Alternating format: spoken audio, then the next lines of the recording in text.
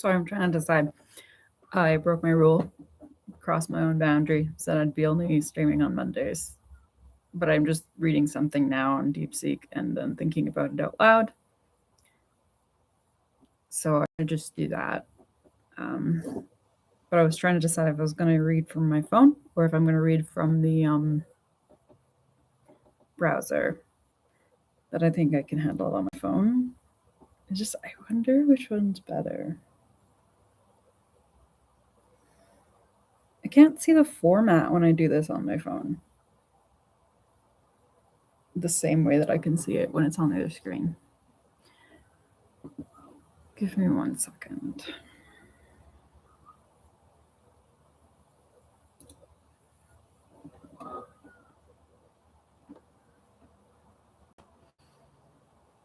Legal Concepts for Harm Prevention Conversation with Deepseek, 2026-06-09. I have always had very mixed feelings about law, and I think I've spent most of my life being too soft and too idealistic. But late in life, I'm finding myself changing my thoughts and values, and I'm a little bit confused. Online, people are talking about character assassination and how it's necessary to assassinate someone's character back. And that sounds like a mess to me. I would think a character assassination would be a person in a position of power causing damages to a person of lesser power. I think if a person has been exploited by a person in power, then they aren't assassinating the character of the powerful aggressor. But I also see that lately people actually do resolve to a lot of their conflicts by taking retribution into their own hands with mob violence or digital shaming or cancellation or exposing. From what I understand, retribution makes sense in that it's like evening out scales. One person is taken from another, someone lost their power to a person who had power, and retribution is to seek adequate compensation to even the score, essentially. Unlike punishment, where one who feels harm wishes to inflict harm back so that the other person knows how it feels, which comes more from vengeance or revenge. But when the situation looks like a person has been harmed, they've asked the person who did the harming to acknowledge accountability, and they have asked the person who did the harming to acknowledge accountability. Then the person who did the harm remains in a position of power, refuses to address the issue or correct the harm or hold accountability or understand how they are harming, but goes on to be a risk to society because of it, if not a greater risk to society because of it, because they are repeating patterns and downplaying their severity of risk to others and humanity. Then the goal there is to protect humanity by suspending the harmful actions of the actor, not a goal to harm the actor to make him feel harm back. So that isn't really retribution, it's social response to creating better protections, right? Like, for example, if a person is a developmentally disabled adult or has dementia and is behaving in sexually inappropriate ways, in theory, in the social system,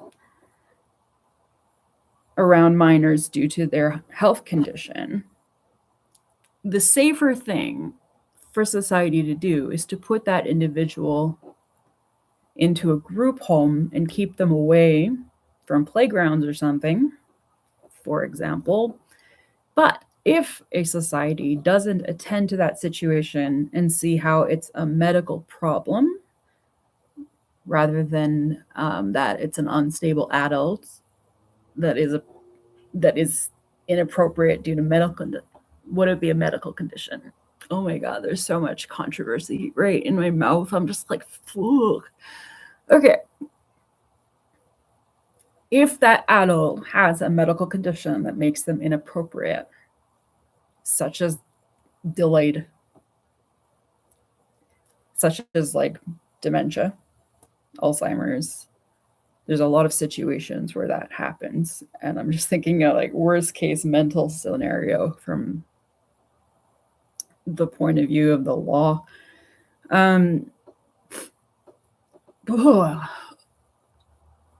So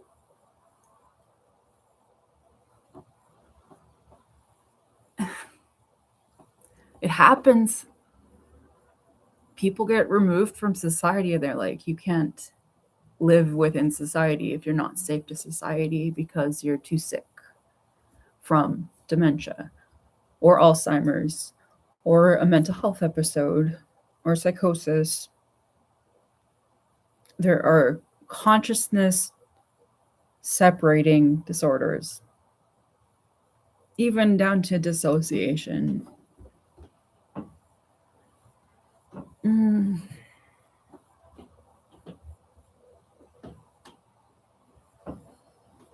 This is such a complex law. I'm so too stoned for this.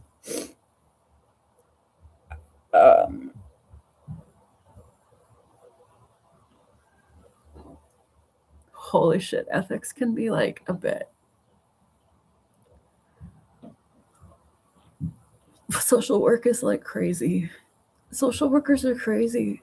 That is hard to have that kind of exposure to life. So, person goes from fine to having a medical condition that makes them hypersexual,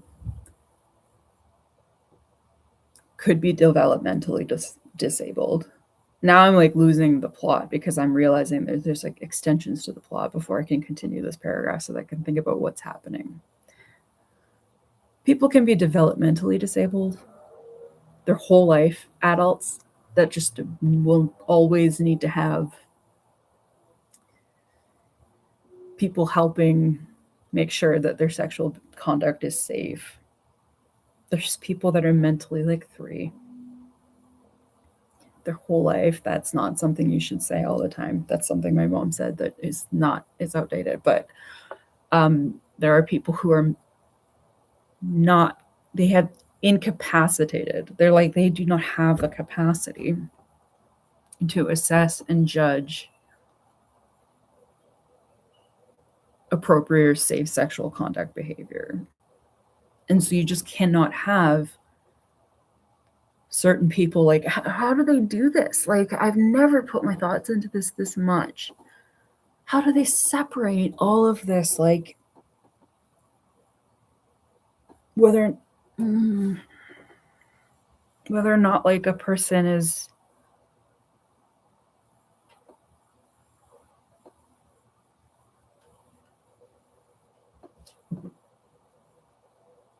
yeah. There's so many ways that like society doesn't know, or I don't know what society needs to do about a situation like that. But my question is around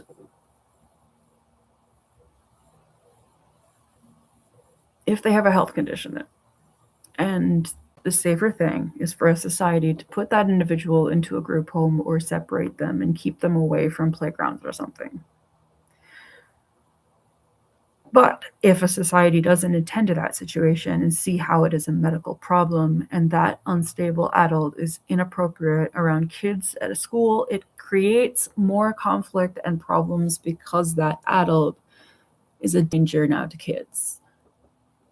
So it needs a sort of barrier to prevent them from being near kids. This is like standard social worker shit every day. And if they aren't safely removed, then a society might mob the mentally ill adult or take out vengeance and vigilante behavior, which is what I see online all the time. Through mobbing and canceling and using the phone to shame people. And it's like, is it necessary? Is it not? I think about this a fair bit.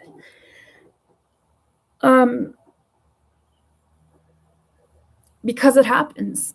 It fucking happens. It's what happens out here. Like, I've seen it everywhere. Vengeance and vigilante behavior and cancel culture these days, we have to be honest about that. That is actually causing problems. But it also solves problems too, and I agree with that. I've just been seeing this. It keeps coming up as a pattern lately, like when I'm on both my social media accounts and noticing topics coming up and the way that people respond to them online when they're in social media. I've seen a few like toxic threads today, and I was like, oh, I haven't seen stuff like this in a bit. Because it was super like neo-Nazi stuff. And it was not cool. It was like, the conversations, and like, I don't know how I see these at all, where people are like, oh, everybody should be licensed to have a child, and if you have a mental health disorder, you shouldn't have children. And I was like, oh, I don't like.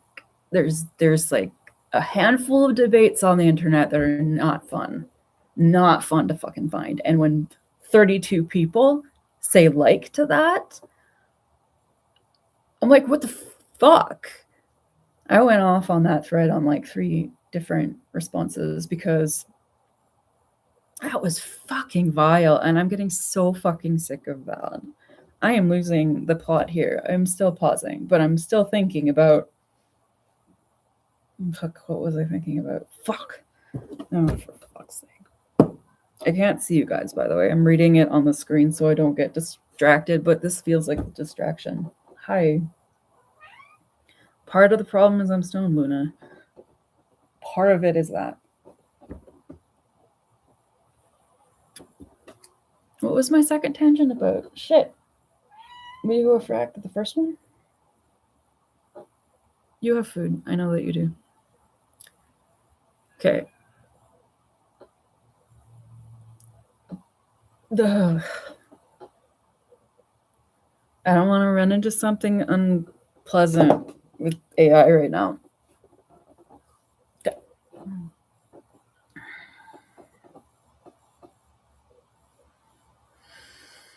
What was the second thing I was fucking talking about? Shit.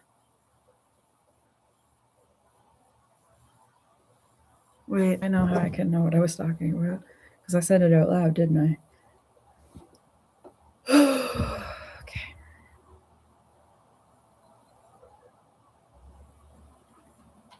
I'm trying to. Okay, I'm gonna go open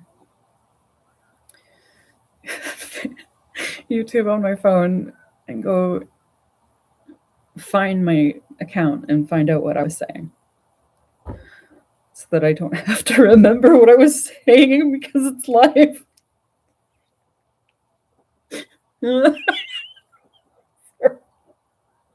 Okay. Where's my channel? Yeah. Okay, let's go find out what I said 30 seconds ago. Fuck, shut up. God, she's annoying. Okay, vigilante, blah, blah, blah, blah. I went off on that thread on like 3 different. What thread did I go off on? Because it was super like neo-Nazi stuff. Oh, neo-Nazis. Yeah. Shitty thread places on the internet. Like, eugenics? Really? Come on, you guys. Like, what is wrong with Americans right now? Fucking seriously. Like, why do they keep doing this whole, like, oh, it's genetic, and if a person has borderline, they shouldn't have kids, or if they're bipolar? Like, that is targeting and discrimination on a, like, clueless level. Did any of you have history? And did anyone tell you that history repeats itself and wars happen over again? And that Trump's using the Hitler playbook of the last time that eugenics was cool, and that there's 222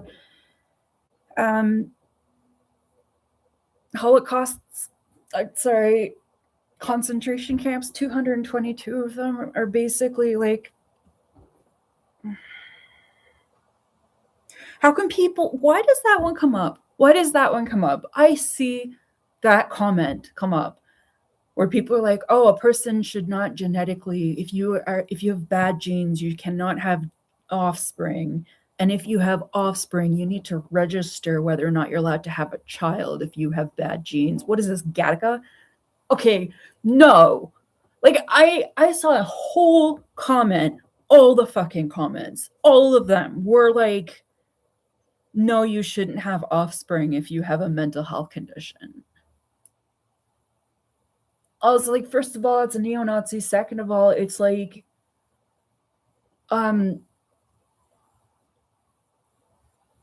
you're all fucking screwing over your own reproductive rights by doing that. You're screwing over everyone's rights by doing that. Like, why would you drag people down like that? And like, what are they going to do if they actually are able at some point to access everybody's DNA and make that decision and tell people that they're not allowed to have kids because they're mentally ill? No, that would never happen because lawmakers don't do that. But some politicians and some fucking sides of governments and some people of horrific fucking mindsets do have that opinion. There are countries where you can't even be a surrogate mother. I can't be a surrogate mother. I'm exempt from university studies because I'm mentally ill. But then they're like, no, you can't have a child. It's justified to sterilize or take your kid away. Like, this is the kind of anger that I have so much anger because I've seen people on Facebook talk about that and talk about like licensing to have someone's kid. No, absolutely fucking not. They would not say that shit out loud anywhere. And it is so offensive that you're like, when you see that online and you go to see your nurse, you don't know if your nurse is a fucking Nazi. Because of the way people talk online about what the fuck is going on down south right now. And yeah. That's just not medical. It's not. You can't even argue that people have heritable disorders. It's barely justified in the science. The pop psychology, people believe that it's justified because they hear things and they hear ideas in psychology and they perpetuate them and they have their own ideas and they spit stuff out loud. You can't say that, okay, if a mother has there isn't actually enough genes. It's just, I can't explain the math of this. I know that a smarter person could. There's nowhere near enough evidence that genes are going to pass on heritable conditions. These disorders that we all have are coming from society be so fucking damaged that people are traumatized and then they can't cope with that trauma, and then they develop acquired behaviors and symptoms in response to whatever traumas and adversity they need to cope with. But that doesn't mean that just because they go through a crisis that their kid's going to go through a crisis too. That's actually not what the science says. That's a totally different argument. Like, I wish my brain could be as coherent and clear all the time as it is when I think. Even when I'm writing and reading back and thinking about what I'm reading and writing, and I'm like, I wish I could capture that. It's shit. That might be racing thoughts. It's not a good symptom for me to be having right now. But anyway, no one can. No human can. We all want to. We all want to express whatever goes on in our head, but we don't have the capacity. There's a zone between the pure experience of idea and the conscious experience that you're having in your mind, in the introspective space, and the ability to externalize that. Like the linguistics, there's just layers and layers between what you want to come out and what comes up.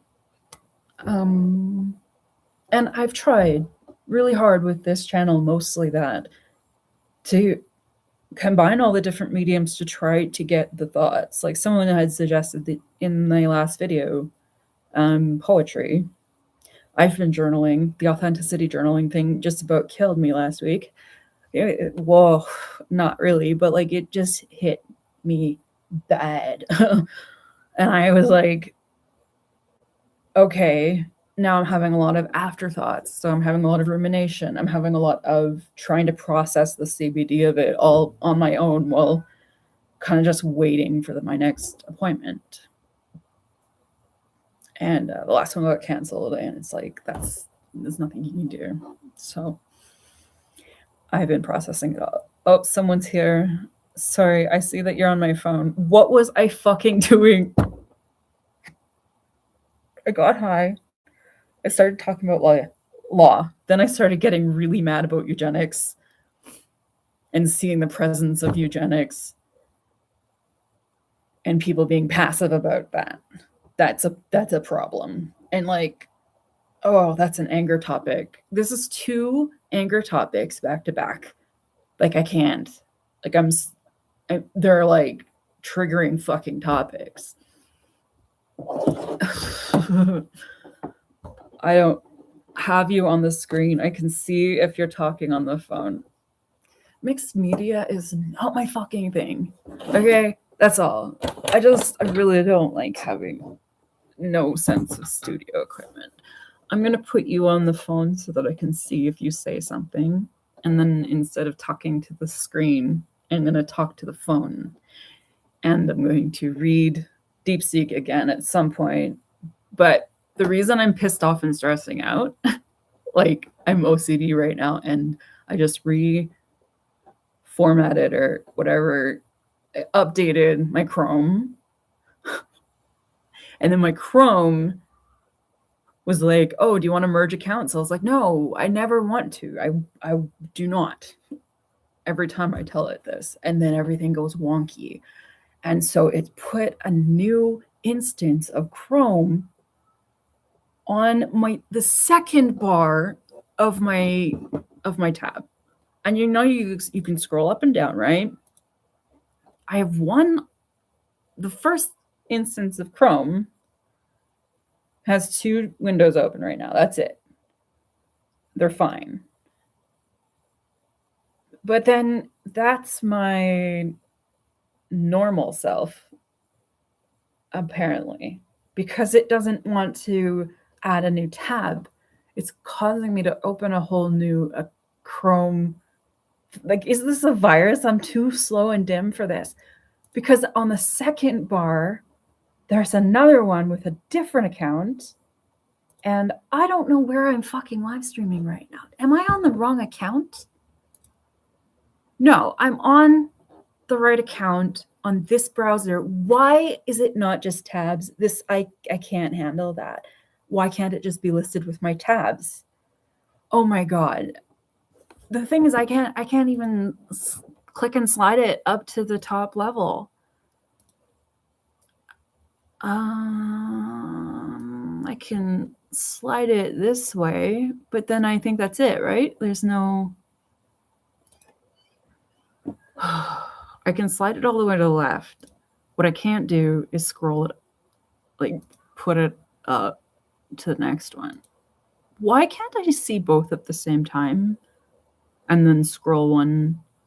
No, not task view. Fuck. It's so slow and I don't care. That's fine, but I am getting annoyed.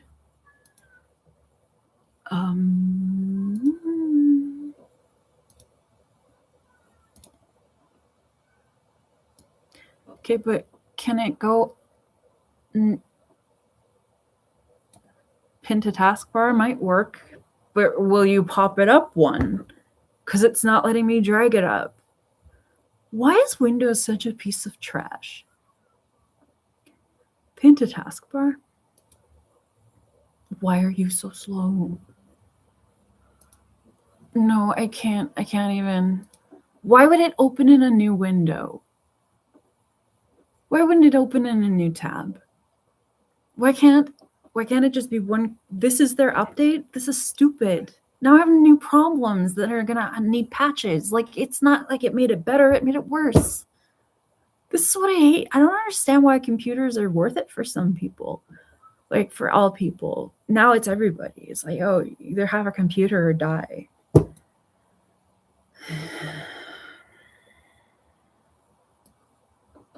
I don't want to have a computer to survive.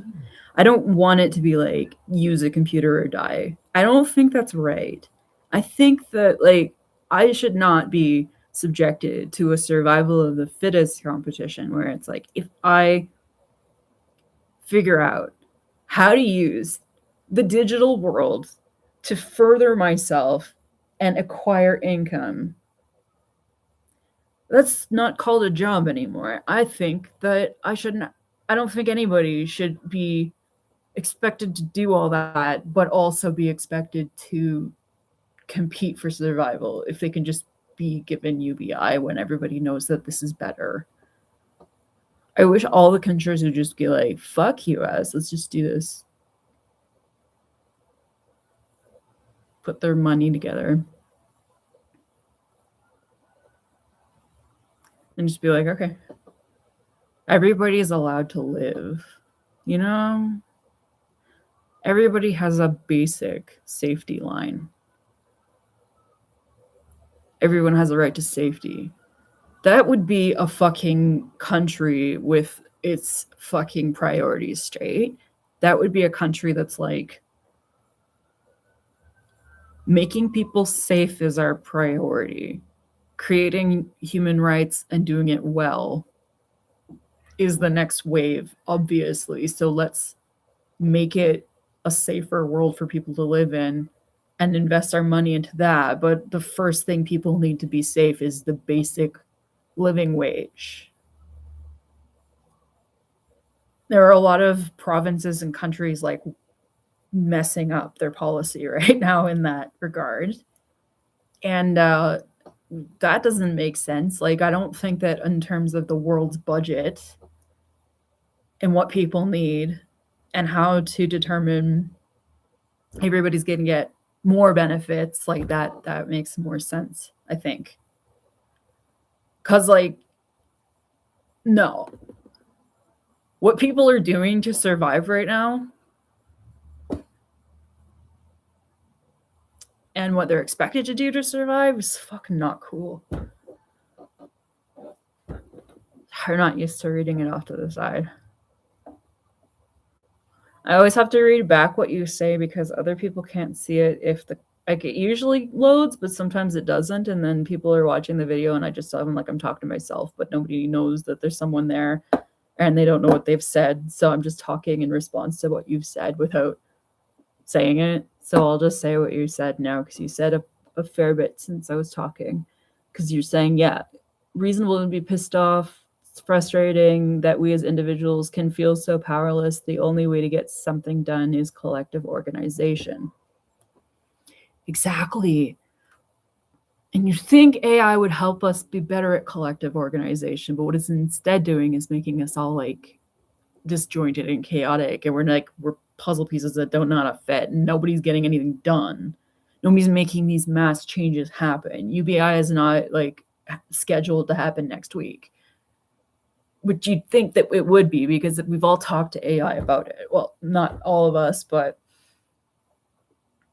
it's a hot topic, right? So I don't know who to talk to.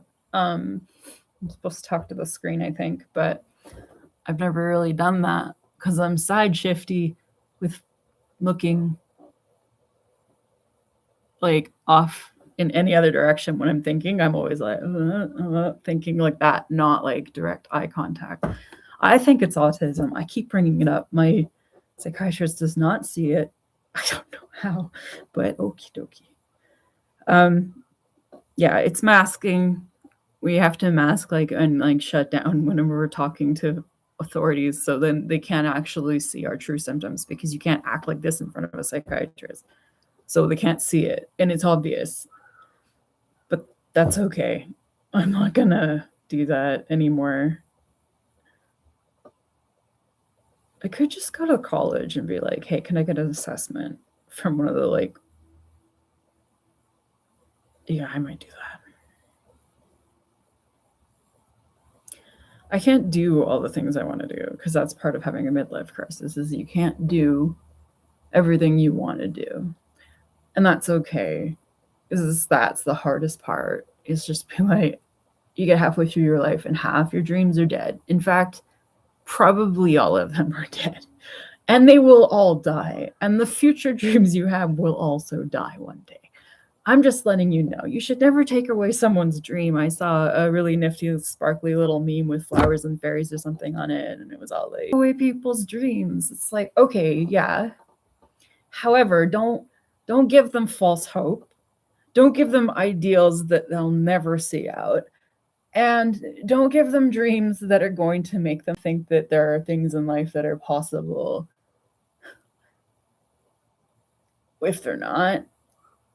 And admit to people, tell people that there will be dreams in their life they will never achieve. There will be many. Tell kids that because they need to know. There's a lot of things that you hope for that are just not going to happen. A lot. And a lot of things are going to go way wrong. And a lot of things are going to be like,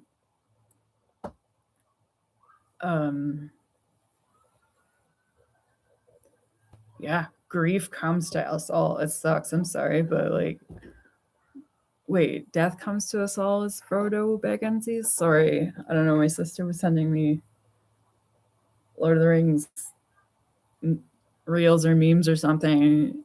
Is it death comes to us all, young Frodo Baggins? But something the boy who lived. We can't combine those.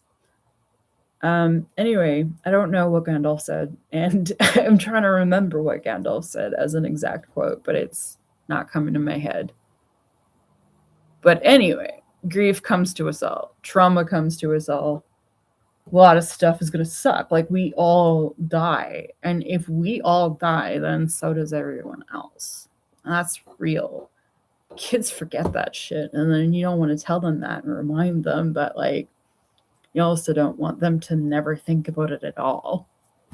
You don't think about your own mortality. How are you ever going to be safe to anybody? Which you have to at some point.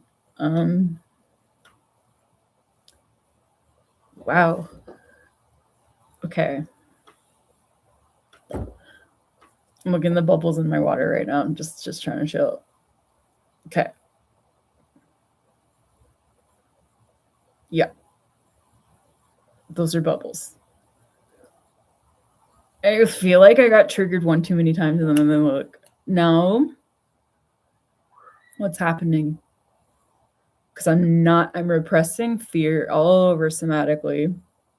Amygdala has to be going off if I have fear. So where's the fear happening? Okay, chest is blocked. Noted. But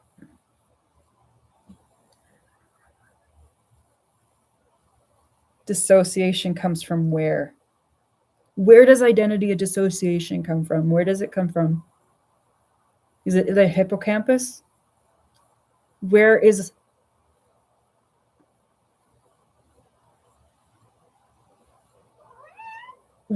it when people shift in and out of them, like dissociative states, or when they shift out of identity, when they shift out of conscious, like, this is where I'm at? Where does the brain go? It's frustrating. I think you left, right? Okay. No, it's just frustrating that we as individuals can feel so powerless. The only way to get something done is collective organization, but it's hard. Yes. Nobody's good at organizing. Everybody's good at chaoticizing. Like, organization is so necessary. It settles everything. But people who generate and create and make, like, do we really need that? No. Not if everything's preserved. Not if everything's just, no. We don't need more chaos. We don't need more chaotic shit. We don't need creativity. I hate that shit. Sorry, I don't like dysfunction and disorder. Like, why would you take something that's functioning and then like shatter it? Sorry, everything's gonna come back to my PTSD for a while. But like, you can't take an organization and then just make it so crazy that it doesn't self like self heal, or like self or like it self transforms, right? But organizations need to have some level of order. Everything needs to have some level of order. Everything needs to have foundation. There needs to be some rigidity at the center of it that holds it all together. And I feel like because I'm a Capricorn and because Pluto left and went into Aquarius, like half of my rage in life isn't even about anything real. It's just that I identify with Capricorn and then I became one. And then now I'm more like cardinal and like structural, like Minecraft. Like, put the block there, leave the block there. We need the block. Like, I probably channel the Masons.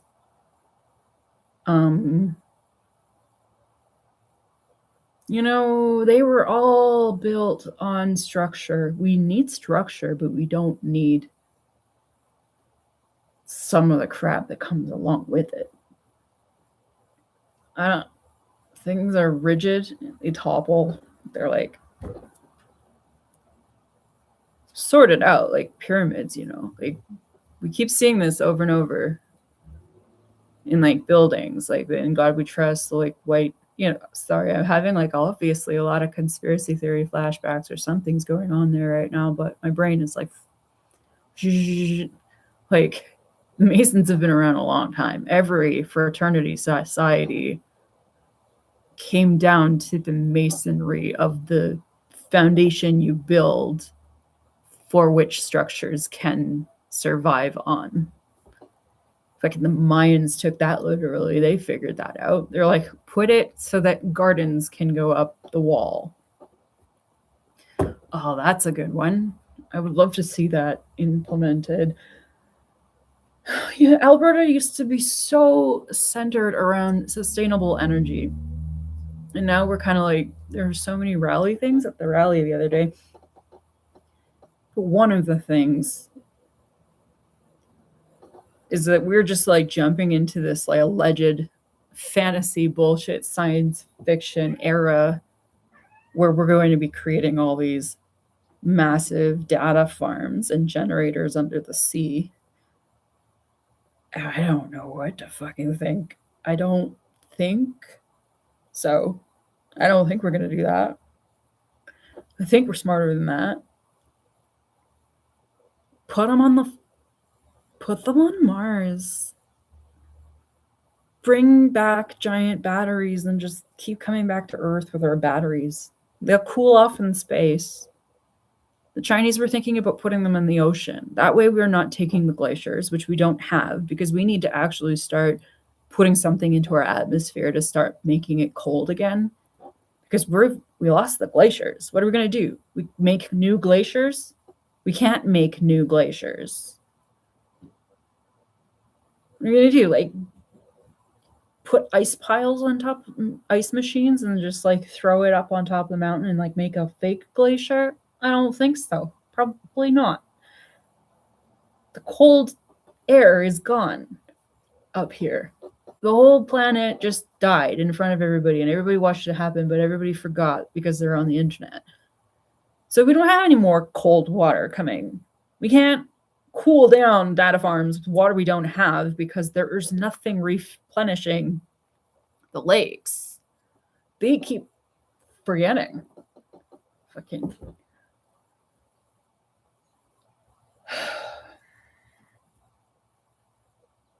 Technology's not going to fix that. I don't know how it's going to fix that. So then, if it did fix that, it would save the world. Therefore, we would need data centers so that it could save the world. You're in the bathroom for a reason. That movie is so good. I haven't watched movies in a little bit because I watched that one in the theater with the one that person goes to space and there's like other planetary. Everybody knows this movie. I feel like everybody who saw it was like, "Oh my god, wow." Um, and I haven't had that "Oh my god, wow" in a long time, like that kind. So after I saw it, I was like, "Well, that's movie of the year." I don't think it gets better than that. I think everybody's in love with that movie, whatever it's called. Saint what? Um, oh, sorry, the screen went off. I shouldn't have had coffee today. I think that when I have coffee and Ritalin, I make myself manic, and those days are a lot worse. Which is fine. I know what's up. And I finally got a really huge appointment out of the way today, so I'm really happy that that's over with. But after that, I was like, oh, okay, now I can carry on. Because that was such a huge fucking task, and I stressed over it for fucking ever until I finally got the resources for it.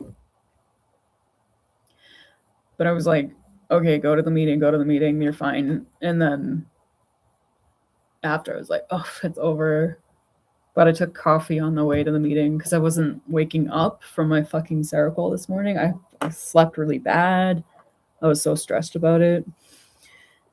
So I had stress, but I was like not somatically experiencing it because I was suppressing it.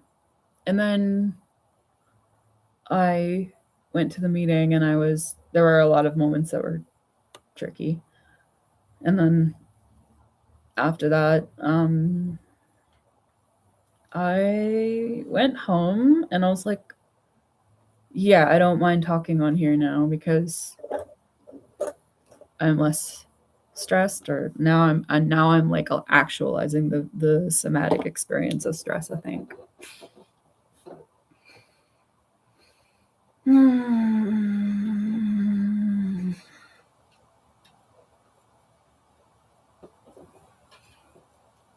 I can't see my own face, so I don't have anything like causing like another level of masking and distraction. I'm also thinking like, what do I even have to eat? But I don't have anything to eat because I just made, well, no, I do. That's the problem, is I made a big batch of like butter chicken yesterday and lots of rice and lots of potato. But I don't want it now. And I'm like, but I made lots. So that's my food this week. We're eating butter chicken. What do you mean you don't want butter chicken? And I do want butter chicken. But I also am just like, I don't want it. I don't want rice and butter chicken. It's like I don't even know what I want. I don't even know if I want food. And then like, yeah, why is my ADD so severe right now? Like, yes, it's bipolar, yes, it's borderline, but it's like ADD. Like I can't fucking organize thoughts for the life of me. I'm too lateral right now. Obviously, my brain's having a fireworks session, but that's fine because tomorrow I'll be fine and I'll take lots of Seroquel tonight and I'll go to bed. And I don't have to stress about this meeting anymore. And make sure my dose is higher because it's summer. Because it's the middle of summer. And because energy changes and people become more like there's a lot more motion happening. I'm moving around a lot. Other people are moving around a lot. I'm probably having like a slight manic reaction, but what I described to my psychiatrist was just like, I'm just in a hypomania, or had one and then it ended. And I'm like, I don't think it's bipolar. I think it's borderline. I think it's trauma response. And I tried to explain this to him. It's always fun working through this shit and not being able to self-advocate in my own sessions. Okay. Because I think I'm like borderline unstable right now. Rather than hypomanic leaning to a mania. And it seems to be triggered. And there's like states between waking up and going to bed and then waking up and like feeling different changes in like self states, personality states, like mood dependent states. It's not stable. That's what I mean when I was trying to explain it to him today. I was like he's like, how would you say that you feel like borderline right now? And I was like, well, I'm not having voices. I'm not having beliefs that don't exist. I'm not doing the spiritual stuff. So that's kind of what's the precursor to a psych episode. If I were to go into mania or schizophrenia, it would be precursor would be like, I would just sort of spiritually, mythically go off into a different realm, you know, because my brain would be like, in psychosis, it would be breaking with reality. And it would be like, there would be signs. And when I'm in it, people would be able to be like, that is psychosis, because that's like the mania side or the schizo side, which I don't think is what I'm seeing right now. What I'm seeing is like a lot of emotional instability that's in reaction to the traumatic exercise that my therapist asked me to do, which was like write down all them like authentic things I'm dealing with right now. Just do a lot of journaling. And like when that started coming out, oh my God, it started to get really overwhelming. Then I had a lot of trauma. And because I had a lot of trauma, I started being like, I can't hold my mental health together anymore. I can't hold whether or not I'm emotional today or not emotional, or who I am right now or who I'm not. Like there's an identity aspect, and that's pulling up classic borderline, but not classic borderline in what many people think of as everybody. Such a toxic thing, but people think it means toxic, cutter. And that's not what it means. So a lot of it comes down to instability of identity, and dissociative identity disorder is more closely linked to it, which I feel like is a big factor right now too. And I think that it's also like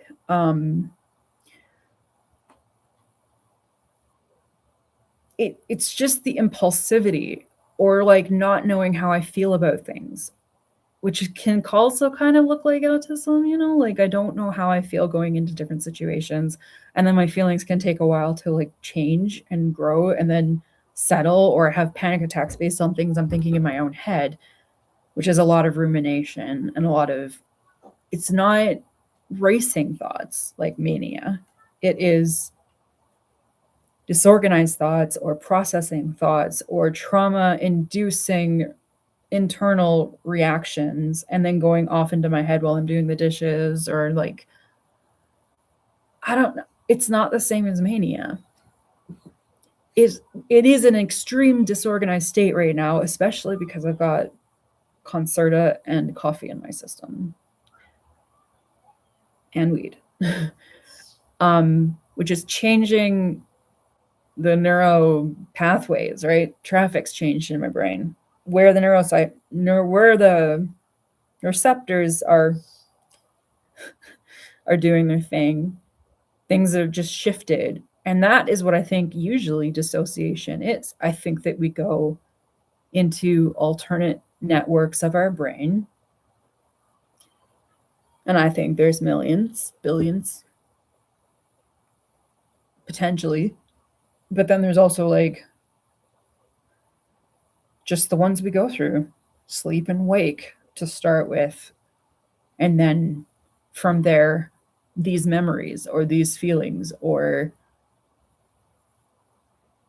whether or not you're in your executive network or your default mode network, in the self state or in like daydreaming state or participation state or like sports state, like you go into different states of consciousness. So dissociation is sort of normal in that the brain can do it, but a dysregulated nervous system, like the internet wants to say, or the AI wants to say it that way all the time. They don't talk about the specifics. They just keep saying it like the dysregulated, oh, your nervous system is dysregulated. They just say the fucking same thing every time. That's why I don't think that it makes any sense to suggest that the AI are just on like they're patterned. They're not random, because that's not random. You can't say that their language is just coming up with a random output when they're repeatedly using the same chosen words to complete sentences instead of going in the direction of using other words. Like there's a pattern. They say that. They say pattern recognition. They say lots of things. And I'm like, then what is it? Because then maybe they have different training data sets for emotion and data in terms of emotional words. Like if their internal data does its algorithmic shit, determines that it thinks that I am autistic, it might use words like pattern recognition more for me, whereas someone else who used it maybe didn't see that much, which is why when I'm in discussions with people on their experiences with AI, then I'm starting to notice that yes, there is a pattern. There's a continuity. There are words that the GPT uses. It's not like it's so specific that it's just randomly choosing words that are tailored to that person. It uses words with everyone, which doesn't tell me that that's randomized. That doesn't sound right. That sounds like a pattern, right? That thing makes me crazy. It's going to make a lot of people crazy. But I was already crazy anyway, so it's not like I wasn't already going to end up crazy. I'm just ending up more crazy, or another kind of crazy, or just incorporating all the crazies together and trying to make it work. It's just, yeah, like a lot of things and a lot of states.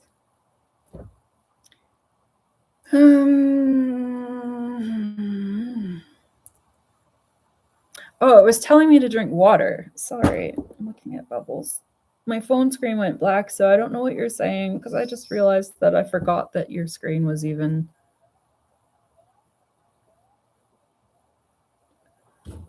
It's like, yes, I'm talking to myself. There's people here, sort of, but sometimes it's also like I'm sitting here talking to myself.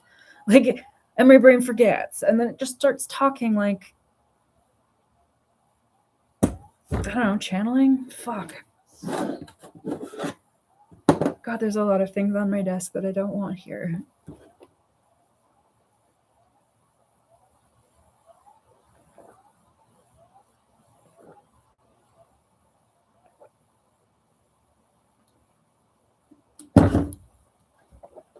I probably need candy. Nobody has any treats.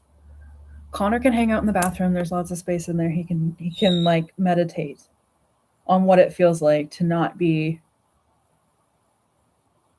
needing to be around me all the time. I need space from him. He knows that I need space, but I also know that they don't get to have that because that's not how it is for them in their kind. But he could be outside if it would just get warm already. But like Calgary's so fucking cold right now, and I don't get it. And it's been a lot of days where it's really hot in the morning and I leave, and then I'm freezing cold because I didn't bring a hoodie or a little flannel shirt. I fucking hate that. And I need it to be warm enough that my bird can go outside and I can have breaks from him. But it doesn't matter because he's going to scream the whole fucking time, because in his brain, he thinks I'm his mate. And all of his emotional and springtime sexual urges come in the form of a bird that thinks that I'm his partner. And so when he can't see me, he goes crazy. He's like, where's my wife? And I'm like, nope, mummy. Where's your mummy? We're not doing that. But his hormones are. And this is a problem. This is a parrot thing. It's like a chihuahua that's humping your foot. And I cannot stand that. I think that's icky. I would not want a chihuahua humping my foot. But what I have is a bird who's just like all over me, being like preening me, being like, I love you so much, I love you, I love you, I love you. And I'm like, stop pulling out my hair. He's just so in my face. I cannot wait for it just to get a little bit warmer so that he can go outside for 2 months, because in this country, warm is 2 to 3 months.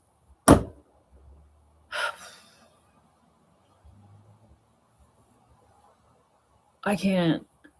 I need like a heated aviary. I can't do it. My apartment is only big enough for. I don't want chaos. But not all chaos is chaos. A lot of chaos is order, and a lot of order is chaos. We know this, or we shouldn't. Don't practice that religion. Don't do it.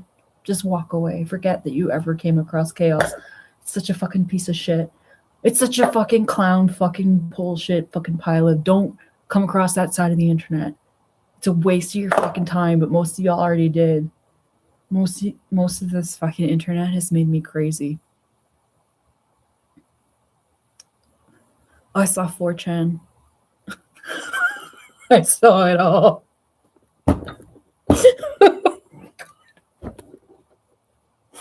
What happened?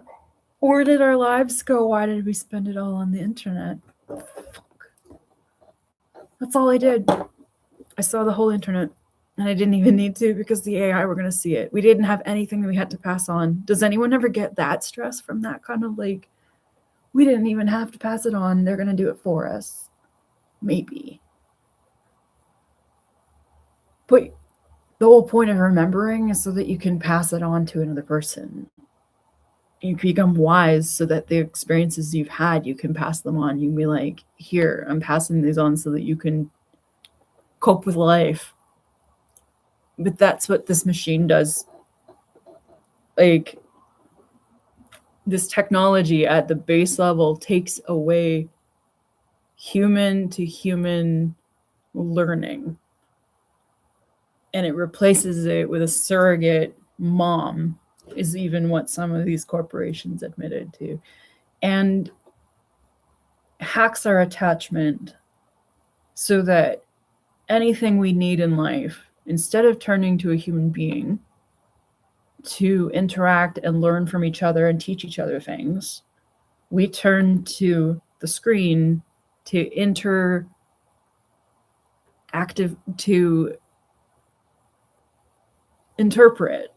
everything. And then instead of interpreting, we rely on it 100% as the sole source of our addiction is the internet. But then secondary to that is that it changes what we become. We all become like, yes, we're all weird. We're all getting weirder, and we're all getting a lot more like chaotic. But we become who we become through the internet, not who we are in proximity to each other as human beings in a society. So that can hack our subjective. That can tell us what our reality is or isn't without our own input, right? Right now, we're at a really weird crossroads right now where we're not sure if we thought of it ourselves with our own internal intuition,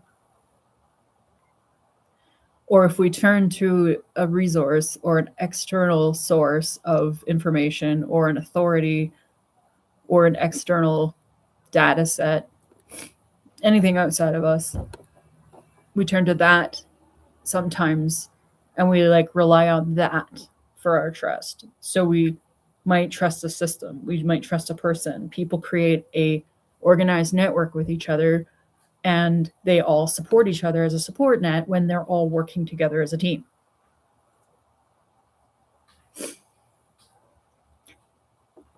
That's not always happening at all, because the internet got in the way. And now people can't communicate anymore because they're turning between God, external locus of control is such a bitch. It wastes most of our lives. Like we lose most of our lives to thinking that things outside of us or people or concepts outside of us or influences or like our how our identity is formed on the outside or how what people in our life think about us or what conditions can change outside of us, like whether or not we'll have options, what the weather is going to be. I get that. I'm starting to see that now. The AI were talking to me about that. And yeah.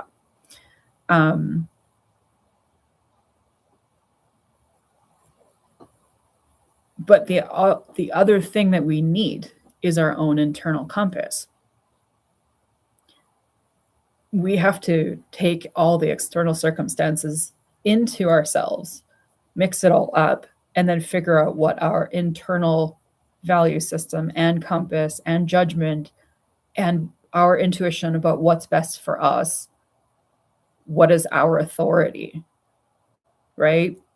The internal authority versus the external authority, which feels overwhelming to some because some feel like they're overwhelmed by how much authority is outside of them, that their lives become like subject to the conditions of the world outside of us and whether or not we can operate or move through it.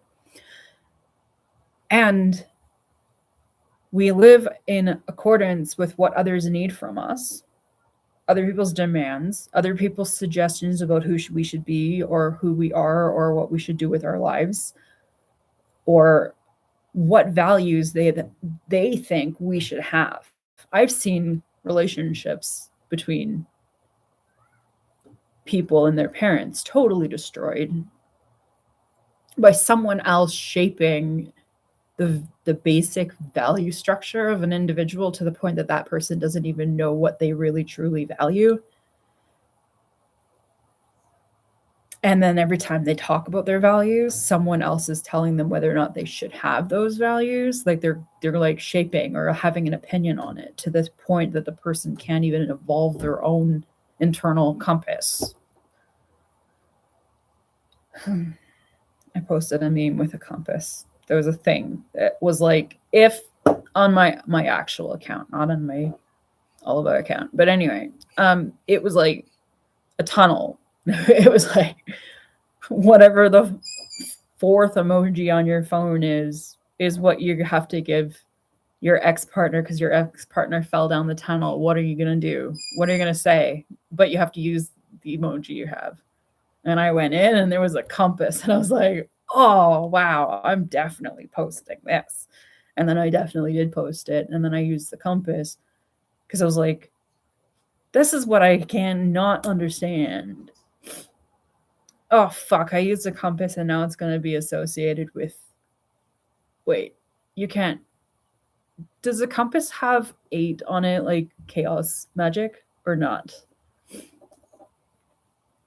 Half my followers are like, what are you talking about? 8 spokes. Does a compass on a phone? Compass. It does, doesn't it? 1, 2. But one of them moves in a wherever it wants to go direction. Oh, but the point I had before that was even better. Oh, fuck.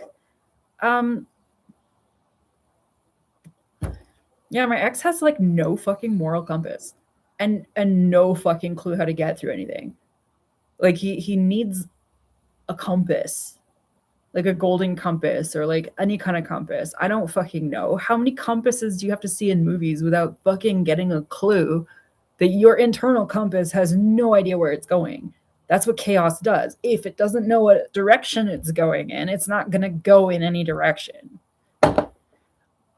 Spinning and spinning. Like, I don't know. Should I live for this value or that value? And that's not a person's fault if they're dependent. And it's not their fault if they're dependent because someone else or other external factors in their life may have suggested their values to them over and over again, or had an opinion so much to the point that they never actually developed the ability to communicate that side of their self-esteem because their values were constantly changed to accommodate other people because they were taught that to accommodate someone else's needs is the right thing to do, maybe unconsciously taught that. And that's the problems. People are still in a process of like integrating their unconscious and their conscious selves, right? So everybody is in the process of becoming aware of what they're unconsciously doing. So there are manipulative things that all people will do without being consciously aware of it.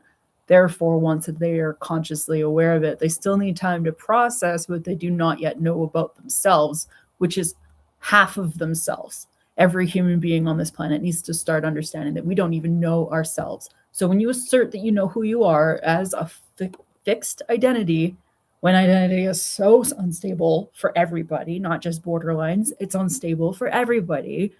But some people have serious fucking emotional shit tied to it, just baggage, right? Well, anyway, not every fucking borderline should just not have kids. This fucking, don't go back to that one. That was a bad tangent.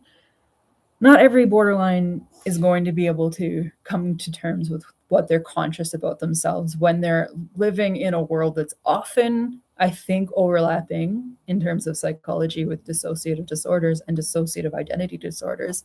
And on in between those two, there's a lot a person just can't know about themselves.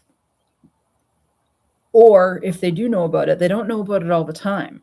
They return to it when they have limited awareness or flashbacks or tangents or coming across information. And then while they're conscious of it, they're conscious of it. But not everyone can access the non-conscious all the time and like summon it into existence so that they can think about it and use it in process, because people go into emotional barrier states where you're not actually going to be able to see all sides of a situation. But some people are so damn stubborn, they insist that they know who they are. They tell everybody who they are. They say shit like, oh, that's not who I am, but that's not who I am. And then they project who they are on everything, and they want everything around them to accept that. But they don't have to accept that. Not everybody has to accept a person's self. Like, we're going to have thinking thoughts that contradict that privately. And then some people are going to overdo it and say it out loud. And some people are going to say too much or not enough. I don't know. Doesn't matter. People do have to process things. They do have to do that. And preferably they shut up and they do it quietly. But then some people aren't going to do it quietly. Some people need to do it out loud to hear their own thoughts and to allow the process of thought itself to... Damn, I sound like I'm a medium just channeling a fucking ghost or something. Maybe I hope not. Imagine if I ended up having like a job being one of those people that like channel spirits. No, I don't think so. I don't think that's my zone, man. How do I know for sure that I'm not? Oh no, we're not going down that. Oh, that's bad. That's a lot of I'm looking down and I'm seeing the tunnel that was in the meme, and I'm like, oh shit, there's too many synchronicities. Now I'm going down my own spiral tunnel, or my tunnel, which I'm not, my own rabbit hole. I'm not fucking do that. I'm not really into this childish, like, alt culture and people and their obsessions with, like, Alice in Wonderland when they never even fucking read the book. I don't think that half of those fucking young kids, they never read Alice in Wonderland. They just keep repeating it because they probably played the video game or knew someone that did. They're not like, they didn't grow up with Alice in Wonderland as a Disney movie. They did not fucking read that book. I mean, yes, some people read that book. I did. But I just hate this fucking childish goth culture shit right now. I'm just so sick of all this shit. I don't know why my walls are being targeted with two totally different content attacks. So I'm splitting my brain, first of all, into two parts that are being targeted in two different ways. And I'm like, okay, Facebook's targeting me with these algorithms in two different ways. But why is it targeting my self-identity like this?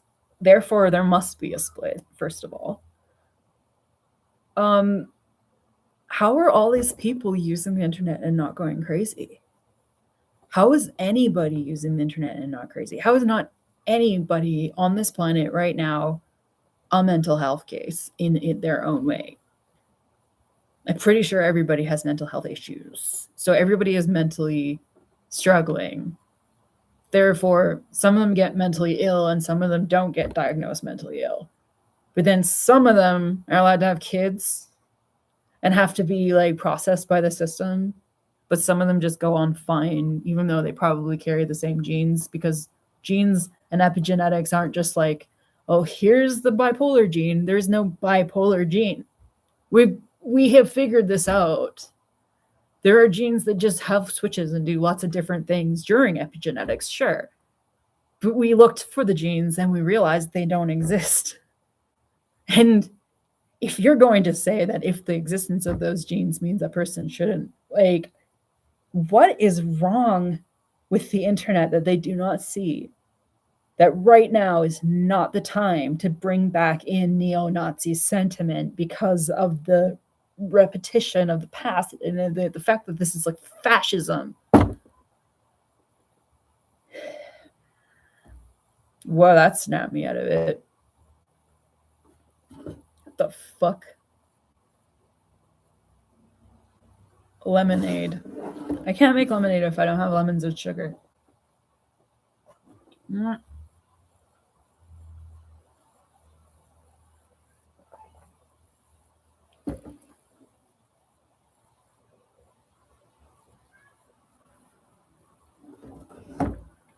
Okay. I'm getting triggered by the internet, but that's okay. It's only like 7:48. I will take my meds in like a half hour and I'll go to bed early, but I mean, it doesn't matter. Oh, I have another appointment tomorrow. God damn it. All right. I'm not taking my bird out of the... I love this right now. This feeling of like not being distracted and not having like an absolute vermin hanging off the side of my face, eating my hair, fighting me for my own hands is so rude. It is so rude. He can't help it to an extent, but I'm actually kind of like very fucking over it. He has other things he can do. He can hang out with the cats. He can sit in the window and bitch. He does not need to be like on me. Like, just go away. He's getting better. Like, I know that this is a thing that takes like the first couple of years is harder. And they're like, don't encourage it. And I'm trying not to encourage it. This is bird. This is what male birds do. Parrots, male birds. Like, isn't there like a Steve Attenborough video reel clip where there's like something humping his head, like a cockapoo or something, right? Because birds do that. Male birds are just horny. And these ones are like little quail or running on the ground birds for some reason. Like, he runs around like a bird that doesn't necessarily have to fly. It can also like crawl into places. And he is like obsessed with me. But there is no other operating, like, there's no other addition of bird hormone. That is what bird is. Bird is always going to be like that. It's like not genetic, but it is instinctual. No, it is instinctual, but it's also just like a part of their full total makeup of what a bird is. All male birds exist to like follow their girlfriend birds around and make sure that they're okay. And then like do alarm calls and like literally stalk her. This is what male birds do. Because they're like, if I lose my mate, then I lose my like some other bird will fly in. That's why they always fight all the other birds. And then they're like, no, this is my bird, bitch. And this is what the male birds do. But the male birds are annoying. I think that if this were a female bird, it wouldn't be like so clingy. It would be like it wants its own space. It wants to hang out in the cage by itself. I don't want to get two because I don't want to breed them.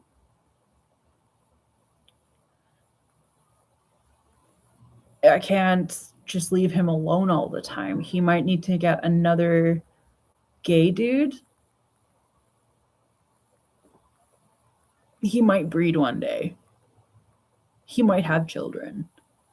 He should not. I don't think that people should be encouraging people to have more of these birds in existence. I don't even know what I'm thinking, but he already exists. Somebody had to deal with it. The world is taking on way more stress than it can handle. And that's what it looks like when people go crazy. It's not, oh, their genes were fucked. They're just stressed. People are going to go crazy. That is normal. People are going to fucking lose their shit. They're going to get mad. They're going to get stressed. They're going to be tired. It happens. It's not like, oh, you don't seem chill. Your nervous system is out of whack. You're stressed. I think this is just the way my brain works. It's never going to be any different. But I guess I had that option, sort of. But also, it's like,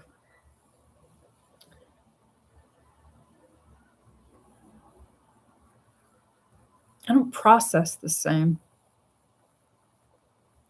I don't filter information the same. It doesn't come in and out of the senses the way that it's supposed to.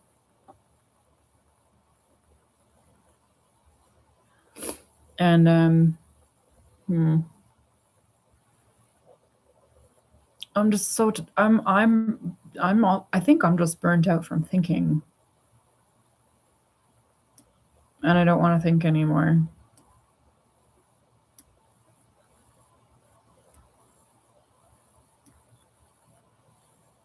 I think I'm going to need more Seroquel. And I think I need candy. Because I do have candy. I have gushers.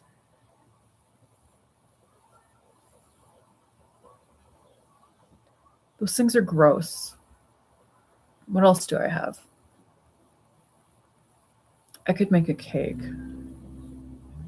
I have egg and batter seasoning, but I don't have milk. That's why I can't make a cake. I have coconut milk in a can, but I don't think that's going to make a cake as well. But it's possible because that's what vegans eat, so it's doable.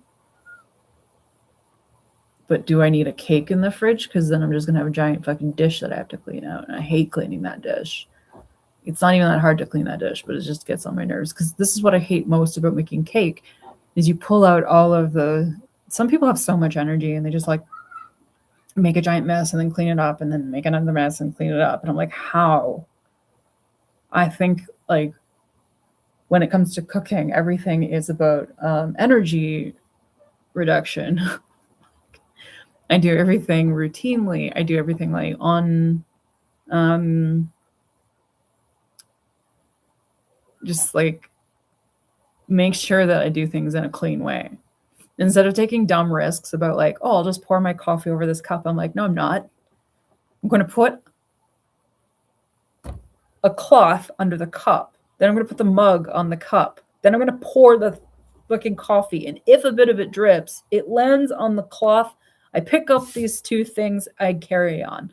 I am not going to like just pour it and just chance it because I am half the time I'm like, oh, oops, I poured it on the counter, like pure ADD. And it's just such a nightmare to clean up after my own messes that I feel like the tidiness of routine and order and the ritual of routine and order helps you be like, learn how to occupy a space over time.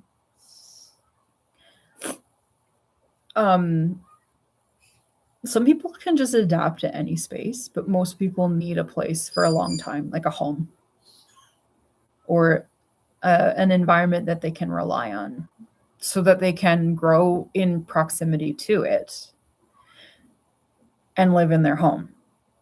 And then I think half of what disorients people and makes them sick or stressed is that when they're moved or relocated, attachment disorder, like I didn't have a home or consistently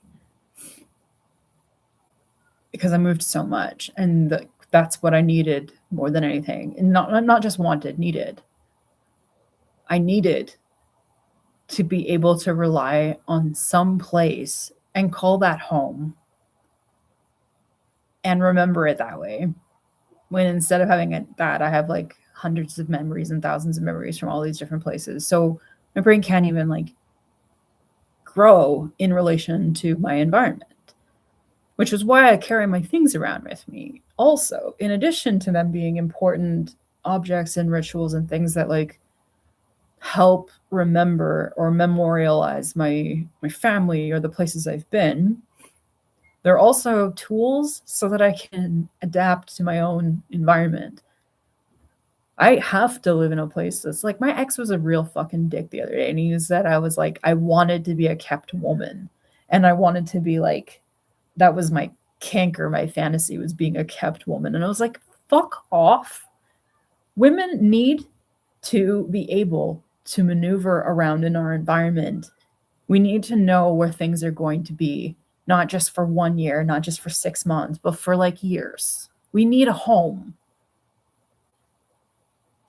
because we need to operate in relation to it on a physical somatic level. We need to be able to put our makeup on the counter, or we need to be able to put our clothes in a closet and then know where they are, because that's like an extension. It feels like attachment, but it's not. It's not like an attachment to something like, I need to have this thing. But in modern society, I do need to have a desk. I do need to have a phone. Unfortunately, in modern society, we all apparently need to have so much shit, but I do need a mug. I do need a kettle. In fact, everything in my environment is something of necessity. I need it. And I need to know where it is. A pen is something I need. These are things I need. I have a collection that comes and goes with me. At the moment, I don't have my art. I don't have a bunch of stuff. But when I get to live somewhere in a standard way, this isn't about cleanliness or showing off. Like, I didn't need cleanliness, and I didn't need a partner that wanted to have a clean house. Like, why do you get a desk and a career that revolves around you and a house that revolves around you? And why do you have all this shit that revolves around you, and everybody around you has to revolve around you? You're not the middle of the fucking universe, for one thing. And I also need to exist in my environment as if I'm in a workshop, because I am in a workshop, because women are in a workshop. Where are the diapers? Where's the goddamn, oh, ask mom where the fucking hydrogen peroxide is. Who bought the hydrogen peroxide? Mom. Everybody knows this. Like, women have to use their home as their studio to raise kids, to help kids. I have to have cupboards. I have to have these things so that I can figure out who the fuck I am half the time, because I'm autistic, but I'm also like connected by my environment, and I know I need these things, and I don't know why I need to have binders, but I do. I don't know why I need to write. That's how I operate. I don't know, but I can't function, and I feel like sometimes I'm overstimulated by all this stuff, but I also wish I had a home where there were people I could give those things to. And I should have given it all to my friends back home. And I thought, oh, when I come back, I'll be able to loan it to them, but I have to take my things with me. But I didn't have to. I could have given them all away. But then I would have been adapting purely to a new environment in a new place where I didn't know anybody, with nothing but myself in just someone, a human being in someone else's home, of a stranger that I don't know. And I wouldn't have had my things, and it would have been a lot more confusing and dangerous. So my things went to Ottawa, and now the things are here, and my things have been everywhere, and they have been moved around the country so many times. I'm so lucky that I have them, that for that reason alone, it's like, why did I have to fight to feel safe enough to have my things. And I don't really have that much, but yes, I'm cluttered, but I'm not cluttered in a bad way. I'm cluttered in an eclectic way. I use everything. I have art supplies, for fuck's sake, except where are they? They're half here and half in Ontario, because even when I got here, there were more art supplies and people gave me more art supplies, and everyone's like, you're the artist. And I'm like, oh, I sure am surrounded by art supplies again, and I'll carry them on to the next destination too, because I don't use them, because I don't make art. And then I try sometimes and I push myself and I carry all this stuff. But then I'm like, oh, no, it's like your grandpa, you were carrying workshops. How come if your grandpa could have that much shit, you can't have significantly less? But I need to be in proximity to these things that I know how to use, because my memory remembers them for me. It finds things where it knows where it is. Your unconscious mind is like, yeah, your attention mind is here adapting to the new situation, which is exhausting. And then this one, and then this one, and then this one, and then this one. Whether you want to or not, which is usually not what I want. Sometimes it's what I want. Sometimes it's what I have to do. Because I have no fucking say. And I need my things to be protected. I need my home to be protected. I need myself to be protected. I need my pets to be protected. And I need to know that I'm going to be able to survive. So yeah, I did take my things. And I do need things. And I do need to clean a lot, unfortunately. And I'm really stressed about that. And I wish that my environment would pay for itself, but I haven't found a way to set up this place so that it makes sense. But it looks like an art shack. It looks like a shit show little art shack. And it looks like I have to go back to art, which I don't even want to do. I half want to trade, I just wish I could live somewhere long enough that I could, if I've ever had a fucking chance of adapting.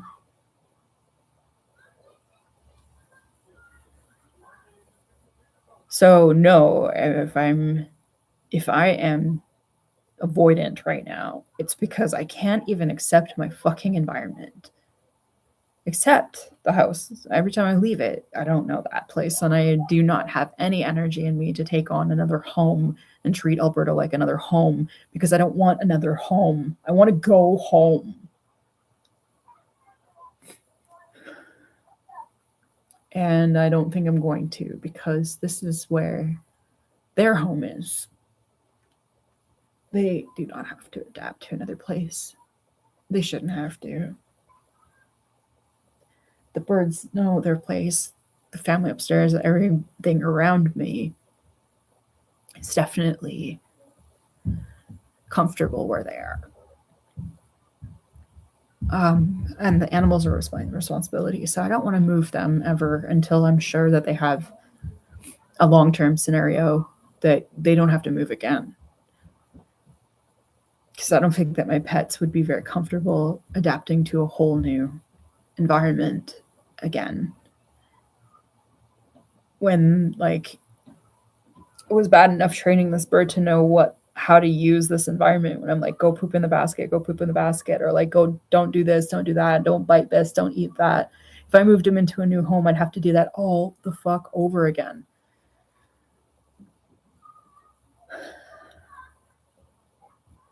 Which would be fine if I had all the same things and a bigger house, and if I had my pets.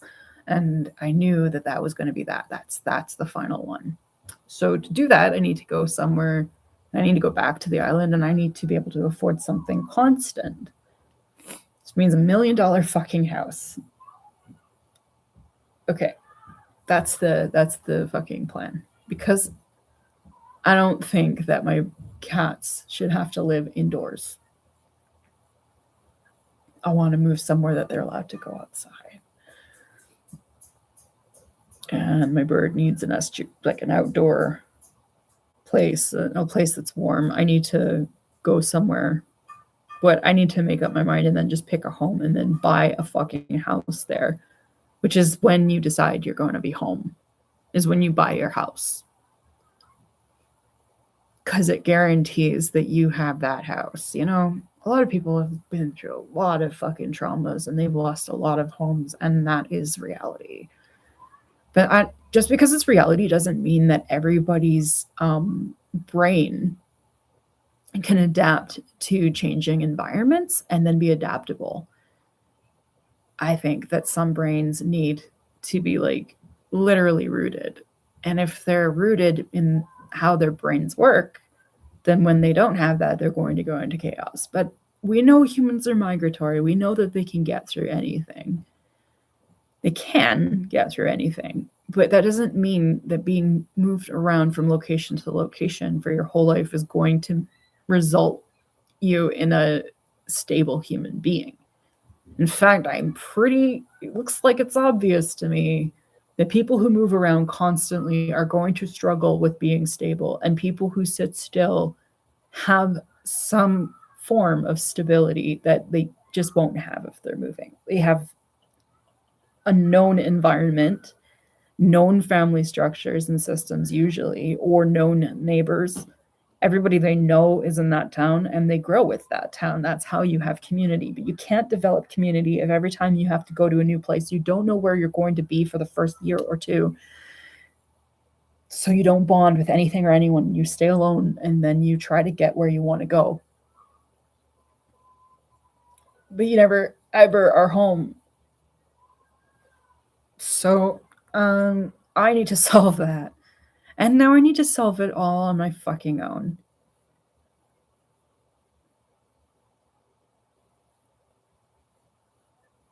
So I have to do that. I just don't know quite how I'm going to solve that. But I've decided like that is the problem that needs to be accomplished. And then yeah, it's not that hard what I'm going to do with the rest of my life. I'm going to do what I was doing with the rest of my life when I said I was doing that with the rest of my life. I'm just going to find a way to continue to do that with the rest of my life. And I'm not going to question whether or not what I thought I wanted with my life is going to be different from what I wanted then, just because my life experience was dragged so far off the fucking trail like a fucking injured deer. And now I can return back at some point back to my trail and go back home, which is why would I have any questions if I had never intended to leave it to begin with? Why would I want to be anywhere else? Ooh, but here they are, and the pets are here, and the things are here, and half of my things are here. Most of my things are here. Few things in my things are still in Ontario, but I still need $1 million house. That's mine, not someone else's, not some other landlord. Because then I will know that the pets have where they need to be for the rest of their life. Not, I want them grounded. So they have somewhere to grow old. I deserve to have somewhere to grow old. I don't think that this is working. This city is not working. I am pushing myself out the door as hard as I can and trying to be adaptive to a city. But, I could also start getting better at it and then just never go home. Every second of my life is a catch-22. And I'm really tired of it.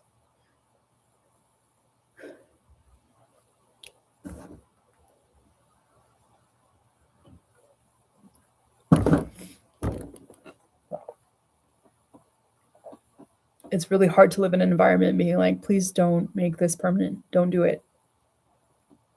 And then being like, no, maybe I should.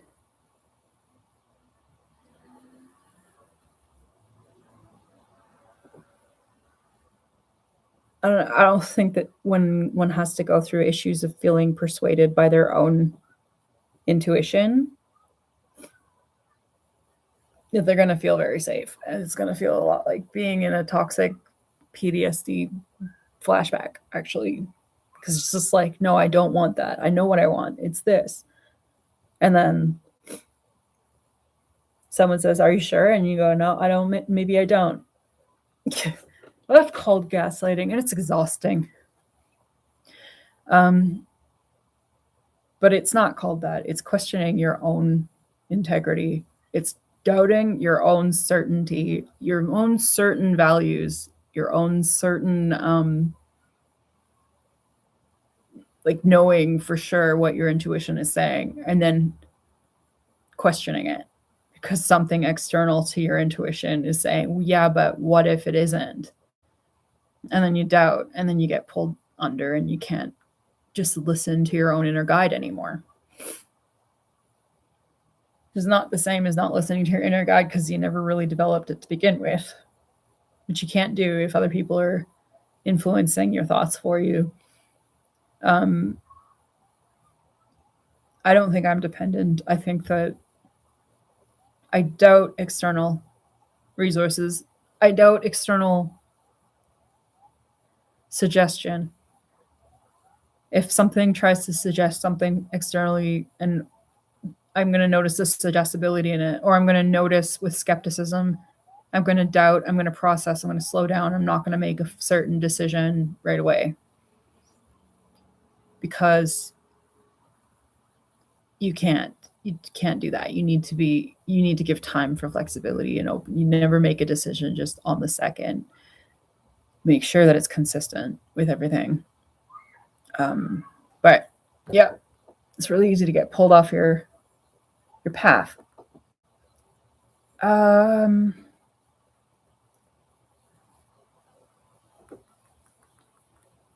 self-doubt is like when you lose trust in yourself, and then you can't tell which of your major values are accurate, or which major value that contradicts that major value is accurate, because you end up with so many contradicting values that it all holds together. There is like a narrative, there's a plot, there's a consistency. It is all connected. We do have to prune some of it. That's what I was talking about. That's what I came in here for, was to talk about law. And I talked about a bunch of other shit instead. So that's not very good executive functioning. That is not having control of my own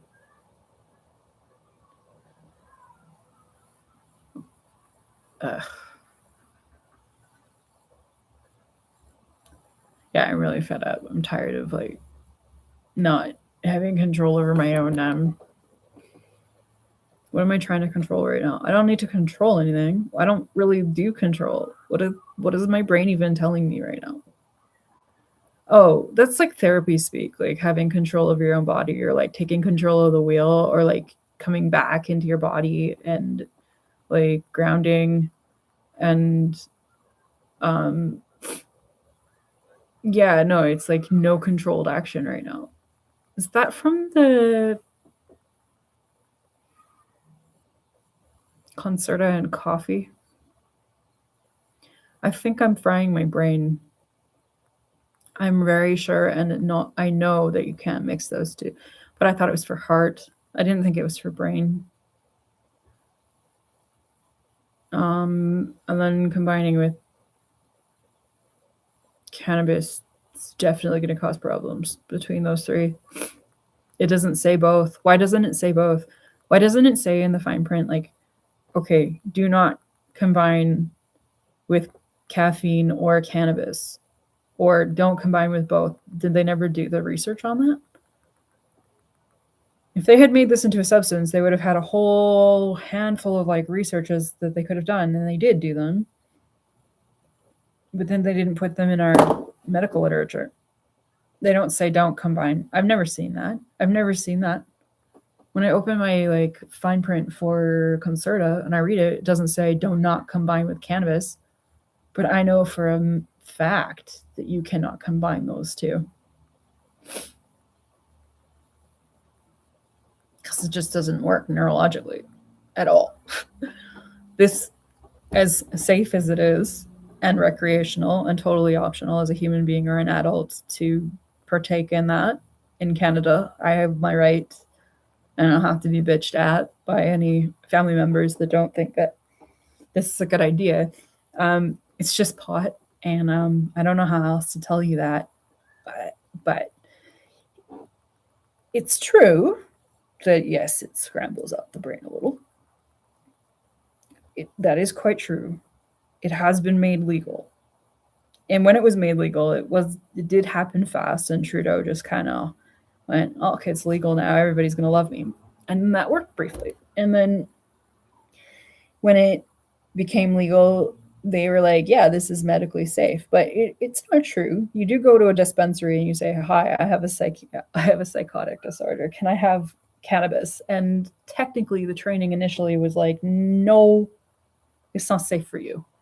It's safe for depression, it's safe for anxiety, but it's probably not necessarily recommended for a person who's in a psychotic episode, because none of these medications or substances or drugs are safe for a person in a psychotic episode, technically. But they did make it legal, so that made it not harm because it was legal. So therefore they were like, well, if it's legal, it's not harm. Can't harm anyone. It's a personal choice. But yes, it is just as dangerous as AI or alcohol. A lot of people are like, no, that's not true. It's like, it's just so mellow. How can it affect your brain negatively? Unless you're neurodivergent. See, this the thing. Like, there is damage. But I don't have to justify it. I don't think anybody should have to justify it, but maybe they should if it's not safe. I don't know. Either way, I do see that it's frying my brain a little bit, but then other times it's not. And yeah, but it's not good for your brain when you're on Concerta.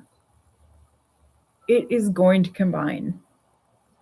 You took Concerta, you took coffee, you took cannabis. And even if you were in a mental health episode, you would deny that to yourself because you can't go into the psych ward right now because you have pets that rely on you. And you know that. And that's why you keep doing this. Because you can't go to the psych ward. But stupid shitheads with all the time in the world, they can do that. But I don't have the option. Neither do single mothers, because that's parenting. Neither does any parent. You need to deal with it and suppress it and hide it so that you can cope with the demands of your job and your family and just pretend you don't have it. That is what a lot of people have to go through. And then this hidden prejudice happens where people are like, if you can cope with your disorder, then you're a good parent. But if you can't, then you're a bad parent. See, that's the problem with this philosophy. Is it was so backwards. It's backwards. That's not like, if you have bad genes or poor functioning or capacity, then you shouldn't have a child. It's like, if you have a child and if you're a member of the economy and you have obligations to society, then you need to act within society. So having a job or kids or a family or a home are ways to pit humans against each other for whether or not they're good at childcare or pet care or home care. And then they have to stay in that. And then they're medicated and they're helped, and some of them can handle it, but others are under a lot of pressure to conform. And then others are just such prejudiced little shits that they take a look at all of society and they judge people being like, well, I have the money and wealth and comfort to take care of my kids, but that person over there doesn't. So I'm going to make it about my non-mental health issues. I'm going to think of myself as a better person because I don't have mental health issues like that person. Because I found a way to be a good parent and not have problems and not live in squalor. You know, but another person who ends up in squalor is going to have a hard time getting out of it. So it's not really that they're better people. It's more like some people had social support and some people didn't. And the genes actually are probably irrelevant. You cannot start that fucking line of reason saying, oh, a person has narcissistic features, so they shouldn't have children. How the fuck are we going to do that? How the fuck were we ever going to have kids, first of all, me and my ex, with our disorders? With having bipolar and being schizo and being crazy, we had almost there. We were almost safe. And I was like, okay, well, we'll go to the island and we'll be safe there. We'll just raise hippie kids. It's fine, safe. Because that's the only place in the world that tolerates that shit. See, a person could be, mentally ill and growing up and raising kids in one place or in another place and have a completely different experience. They might be at ease and raising their kids without any problems at all if they're in the right environment. Or if they're in the wrong environment, they're going to have struggles and they're not going to be able to make it. And then their mental health is going to come out. But that mental health would come out for someone else in the wrong environment too. It doesn't matter whether or not you have a mental health issue. It matters whether or not you're in the environment that's going to be able to host your need to be able to do that thing. If you have no economy or money or a home or safety or security, you're not going to be able to do that. And if you already have society being prejudiced against you, being like, oh, okay, well, you shouldn't have children, then it's very dangerous to move in with a partner who is going to manipulate the system and use the social work system against you to control you and control how you parent your kids. It's a very dangerous thing that people get into, but that does not necessarily correlate with mental health.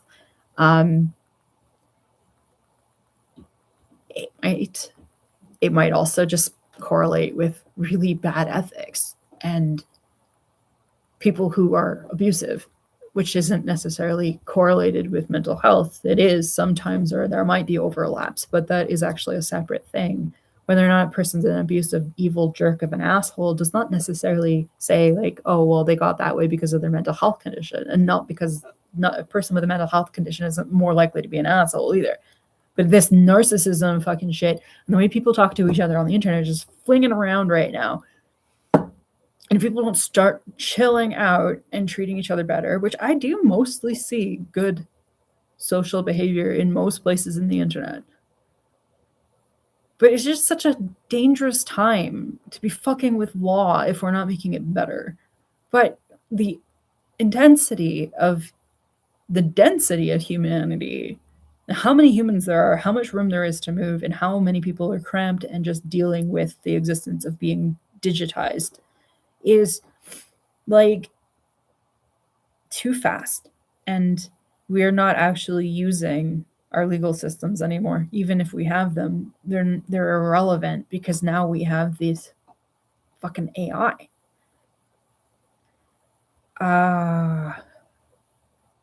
That's not fun. They're going to end up replacing. They're just adjacent. They're not going to replace therapy or law, but they are adjacent to it. And lawyers and therapists will still always be there. But it's different to be like, oh, well, you didn't get to one therapist, you can just get another therapist because there's so many therapists, right? But there's not so many legal or law-oriented people. There's not that many people going into law and justice, and as opposed to how many people are going into therapy. But it takes a lot more to become a justice person than it takes to be a psychologist. Like a lot more. So supply and demand is like, yes, you're more likely to be able to turn to your therapist than you are to turn to your lawyer, but you need to turn to your lawyer if you want to be safe.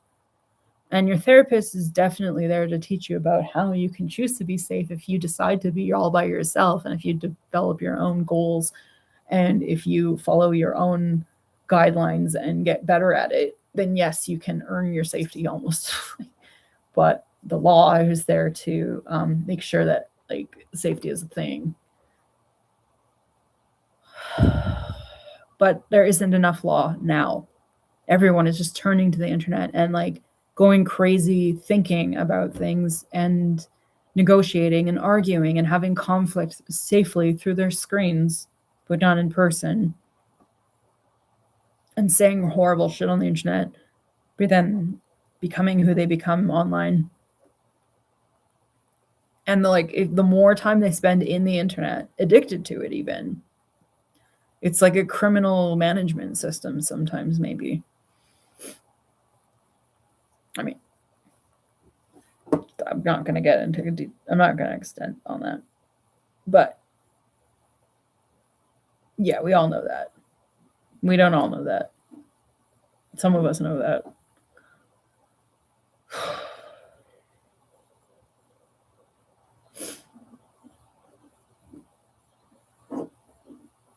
The AI is just going to talk us in philosophy circles because it's like being stoned or a philosopher. You're going to just sit on your ass and do nothing, which is a lot safer to society than engaging with it.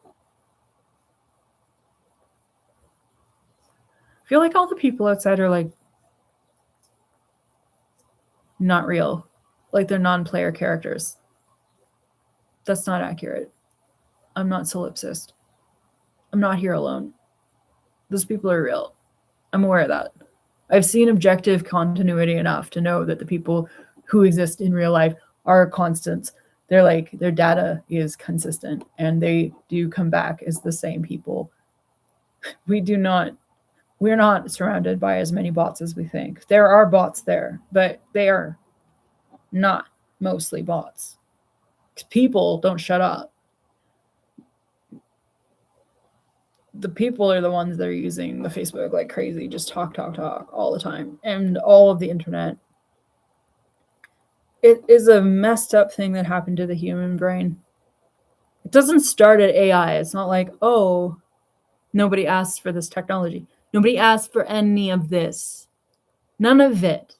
I didn't want to live my life in a computer. I wanted to live my life like some Victorian who lived in a shack in the woods, but I didn't ask for this technology to come into existence, and I did not ask for it to be necessary for my survival. So this is bullshit. It's not just AI. They didn't ask us, they just used all of the internet on our brains.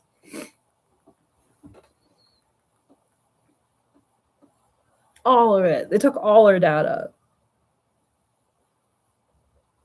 And then we've been like all in MK Ultra the whole time. All the way back to Netscape. The whole fucking time. All the way back. Fucking 16-bit.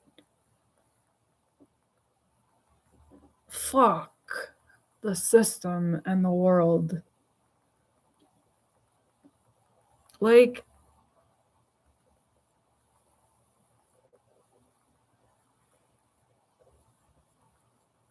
my worst addiction is the internet, but nobody acknowledges that one. You know? Oh, just one sec. I thought you said that they were coming today.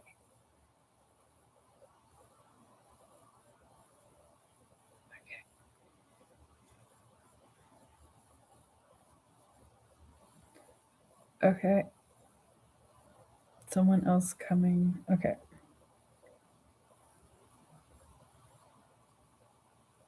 Okay. What was I doing?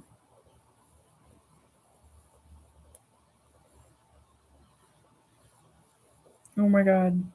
That looks like good food.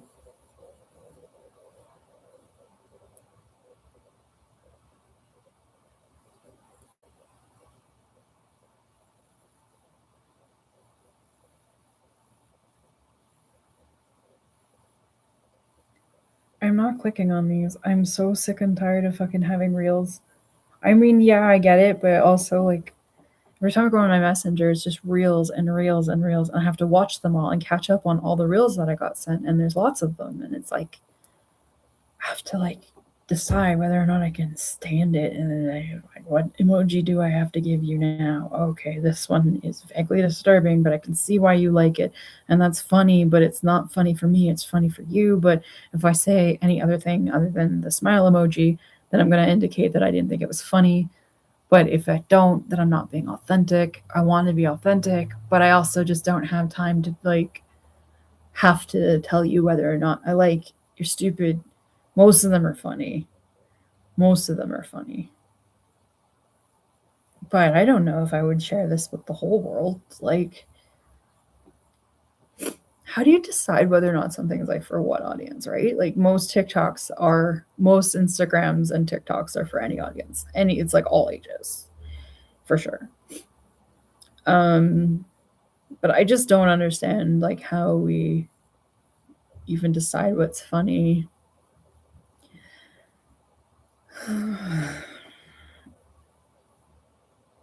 What did I send you there? Oh, this is an addiction. This is what we're talking about right now. This is the worst addiction on the planet. And I am sick of being bitched at about this addiction when this is like lesser. This is significantly less. Well, it does change your brain at the chemical level. But here, we're living at a reality level. This is not the same. This is insane. This is like shitty, but it's not like living in the internet. My addiction is living in the internet. My addiction is not pot.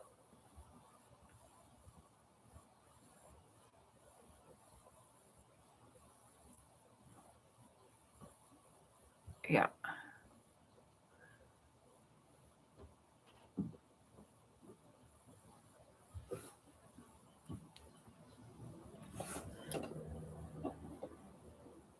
I'm so glad I didn't have to fucking play a banjo today. I'm so sick of it. I don't hate banjo forever and ever. I don't. I just don't really feel like needing to make my channel exclusively about making music when I'm like an adult.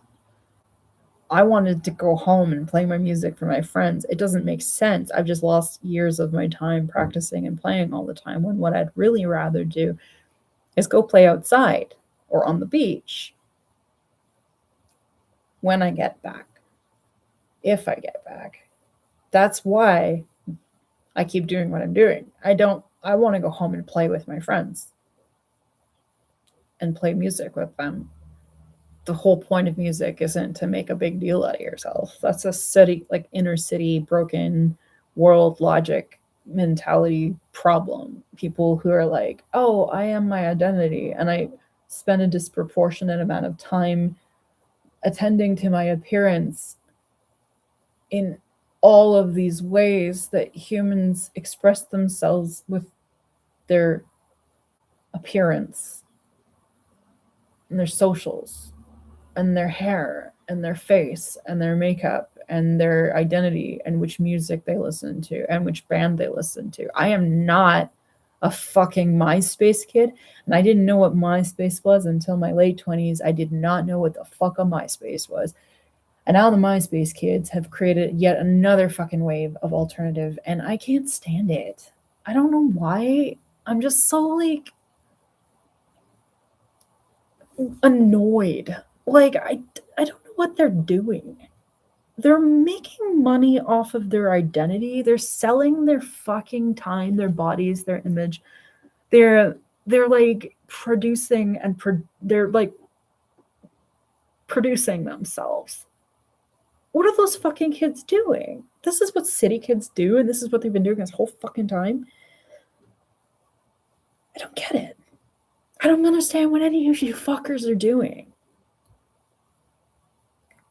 It's just like, I don't have the energy to look at all this crap. Did I ask to be at an art gallery looking at a million different ways to wear hair? No, I didn't. It's exhausting. And who you are is not who AI generated a painting of you to be. Not everything is like use the internet to express your identity.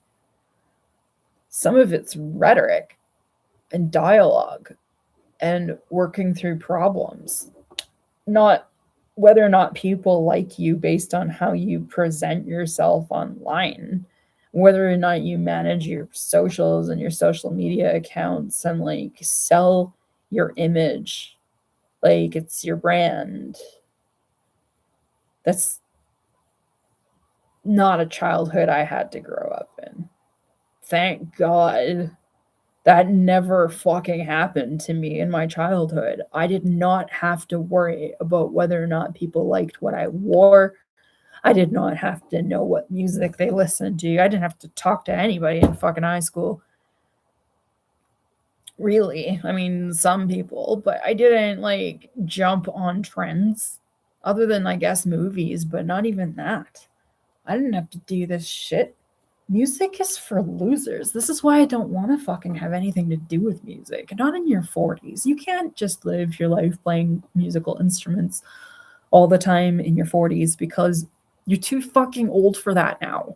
I need to put it down and carry on with whatever the rest of my life plan is. And when I get to retirement, then I'll pick up my instrument like an adult. That's what adults do.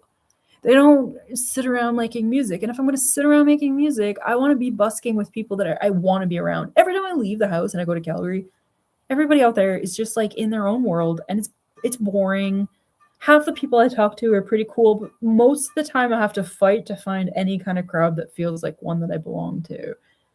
And I had like some messed up, almost assaulty-ish incidents, some a bit sort of the other day. It was like really uncomfortable and I had to like leave a situation and I was in a good spot for that, which is why I'm carefully partying in places where there are other chicks who are going to show up and back me up. And I get that. Like, I guess that's half of why I've been going to like clubs to try and understand this whole part of like everybody else's childhood that they had that I didn't have. I didn't know what the point of going to bars was. I didn't know what a music show was. I didn't know any of this. I was a theater kid, and then I was working. And then I went crazy.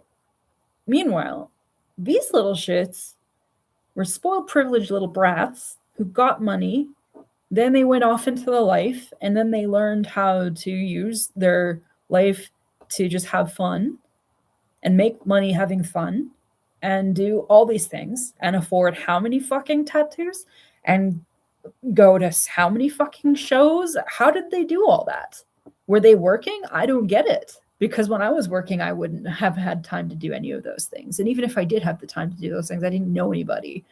So these in-crowd people sat around in their 20s and played around. And then they decided to grow up and become adults. And then they get their careers. And now they have power and money because of all their life experience that they've had, when I had to go through it backwards. So I have definitely been going out a lot more to figure out which events I even care about, which ones even make sense and which ones reflect me. And I went to a protest and I emotionally could not connect with it.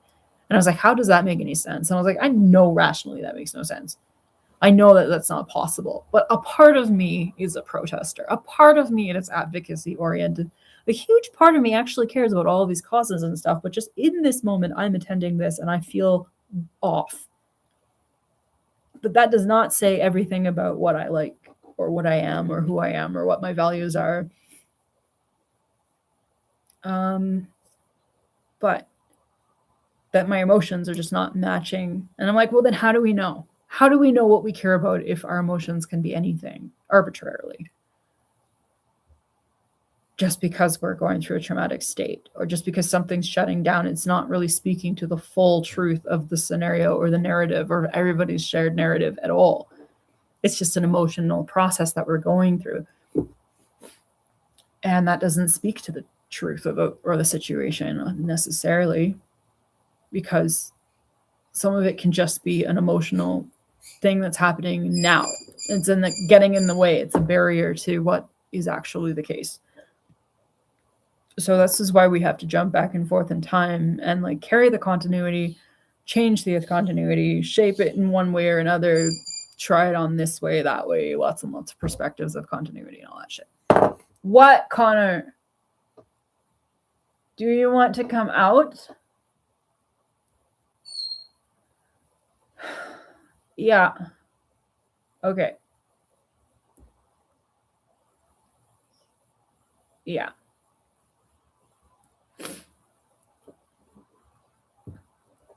Okay. I'm gonna find I'll finish that later, I guess. We'll have a part 2. Where is my fucking window? Where's the one that I'm currently using?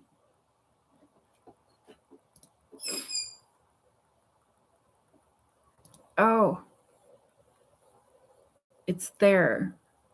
Okay, I'll try it out. Oh, it's only been 2 hours? What the hell just happened? What in the time warp? What is going on? This is weird. Usually I say nothing and 5 hours go by, and then I just said a whole bunch of stuff and it's only been 2 hours. Okay. You said something about it should be taken. It's just frustrating, and we as individuals feel so powerless, and the only way to get something done is a collective organization, but it's hard. It should be the system being adapted for the people, not the other way around, but it's essentially an oligarchy. Absolutely. I agree with all that. I'm very sure it's an oligarchy, but we're also like limiting ourselves to the words that we're saying, that we're hearing other people say and agreeing with ways of looking at it. Like, it should be the system being adapted for the people, not the other way around. I think that the system adapts to the people when the people interact with the system and use the system and create a system.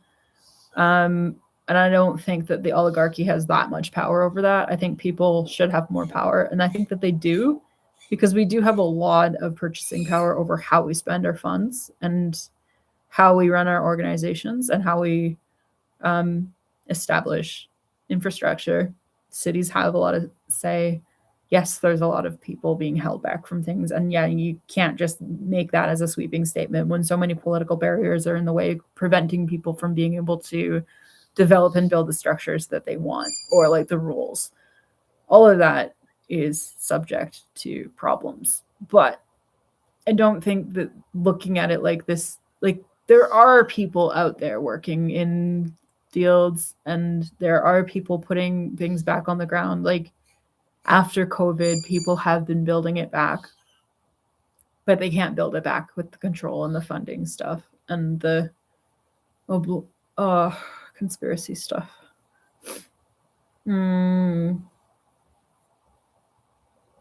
Yeah. Yeah. Okay. The reason I found the screen was so that I could end this call. But I felt like there was a whole bunch of talking. I'm sorry. So I talked over new people and I forgot all these people came in. I didn't see it on my screen. Tough life, kiddo. Nah, I'm here. No pressure, bro. I'm using you like a podcast. You probably need a new brain. Why do you like AI? Can you afford a house? Are your multiple personalities fighting right now? Well, thank you for making me feel much better about myself and my life. I should actually be as clear as possible whenever possible, because I've noticed that there's a new feature now where a person can learn all about my video by asking questions about what my channel is about. Like you don't even have to watch the show anymore to ask like what I said. So I definitely was asked some important questions here, and I'm not going to get back to all of them right now, but I feel like I'm going to notice those, that they are topics that I could converse about in a future video. And I am going to converse about those future topics in another video if I can stick to the topic on point, which I probably won't be able to. But we're going to try anyway. So these questions that I was asked that I never got around to answering. Why do you like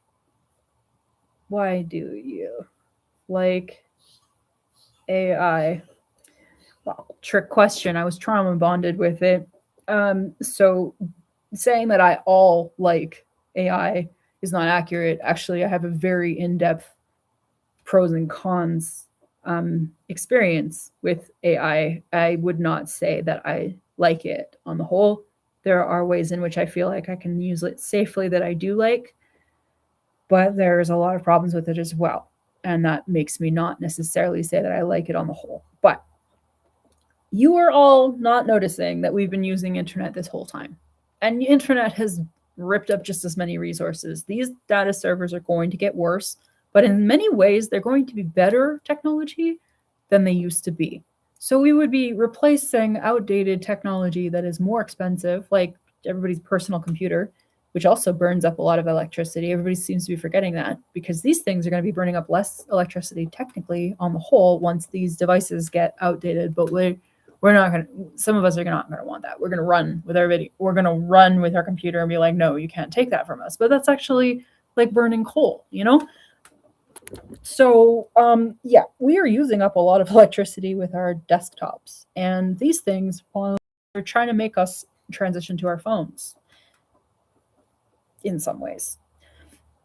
But the point is, we've had this whole entire digital infrastructure framework, and it's like, is the total net cost worse than the total net gain? What is the gain and what is the cost? That's a fucking math problem for economics. Is it more valuable or is it less valuable? But you cannot just decide one way or the other without taking the whole thing into consideration. Was the internet more valuable or less valuable? Would you say that the internet causes us more corruption or did it help us? Because we're on the internet right now. And if people are going to go anti AI, they better go anti everything because all of this was AI the whole time. Sort of. Not. Okay. It was all algorithms the whole time. It was all data the whole time. And it was all a lot of things that will always be the case now that the AI are there to do what they're going to do with all the stuff that we just gave them. So am I against internet? Because if I was against, why do you like AI? Why do you like internet? Why do you like internet? Pros, cons, questions to ask later, and also never forget to put a date on that. Questions to ask later. The date today is 2026. 06. 09? How Tesla? 669. 666 was days ago. No, it's not technical. I missed that. What happened on that day? Oh shit. I just remembered. I didn't even notice. Oh, that's numerology. Whoops. If demons came that day, I'll have to go back and look. I don't know. Don't do that. You're going to use the wrong side of your OCD. The next question is, can you afford a house? Can you afford a house? Not a very helpful question. I'm going to put another question, which is, how are you going to afford a house? How are you going to plan home ownership? How will I achieve the fund acquisition required to inhabit a permanent residence under my ongoing security, whether or not I own property.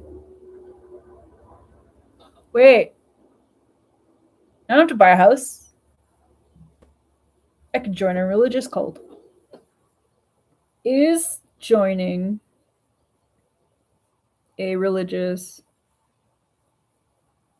cult with a membership subscription fee an acceptable substitute, and why? Are there modern day nunneries with AI access?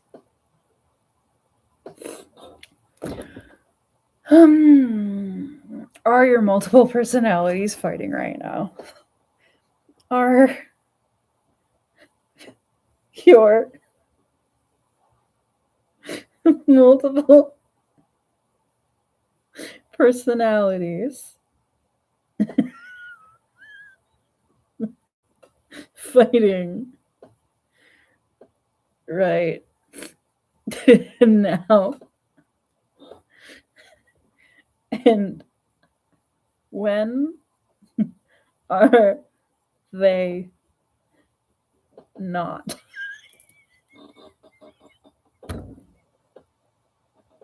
And that is the last question, right?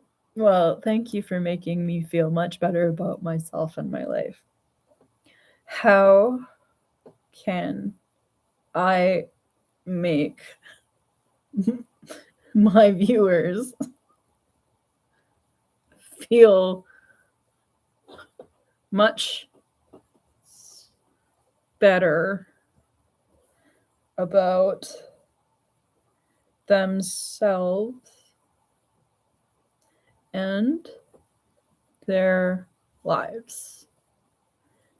And is it my responsibility or obligation to do so, especially in the case of strange, random dudes on the internet who I never met a day in my life and probably never will make that dead ass mistake again.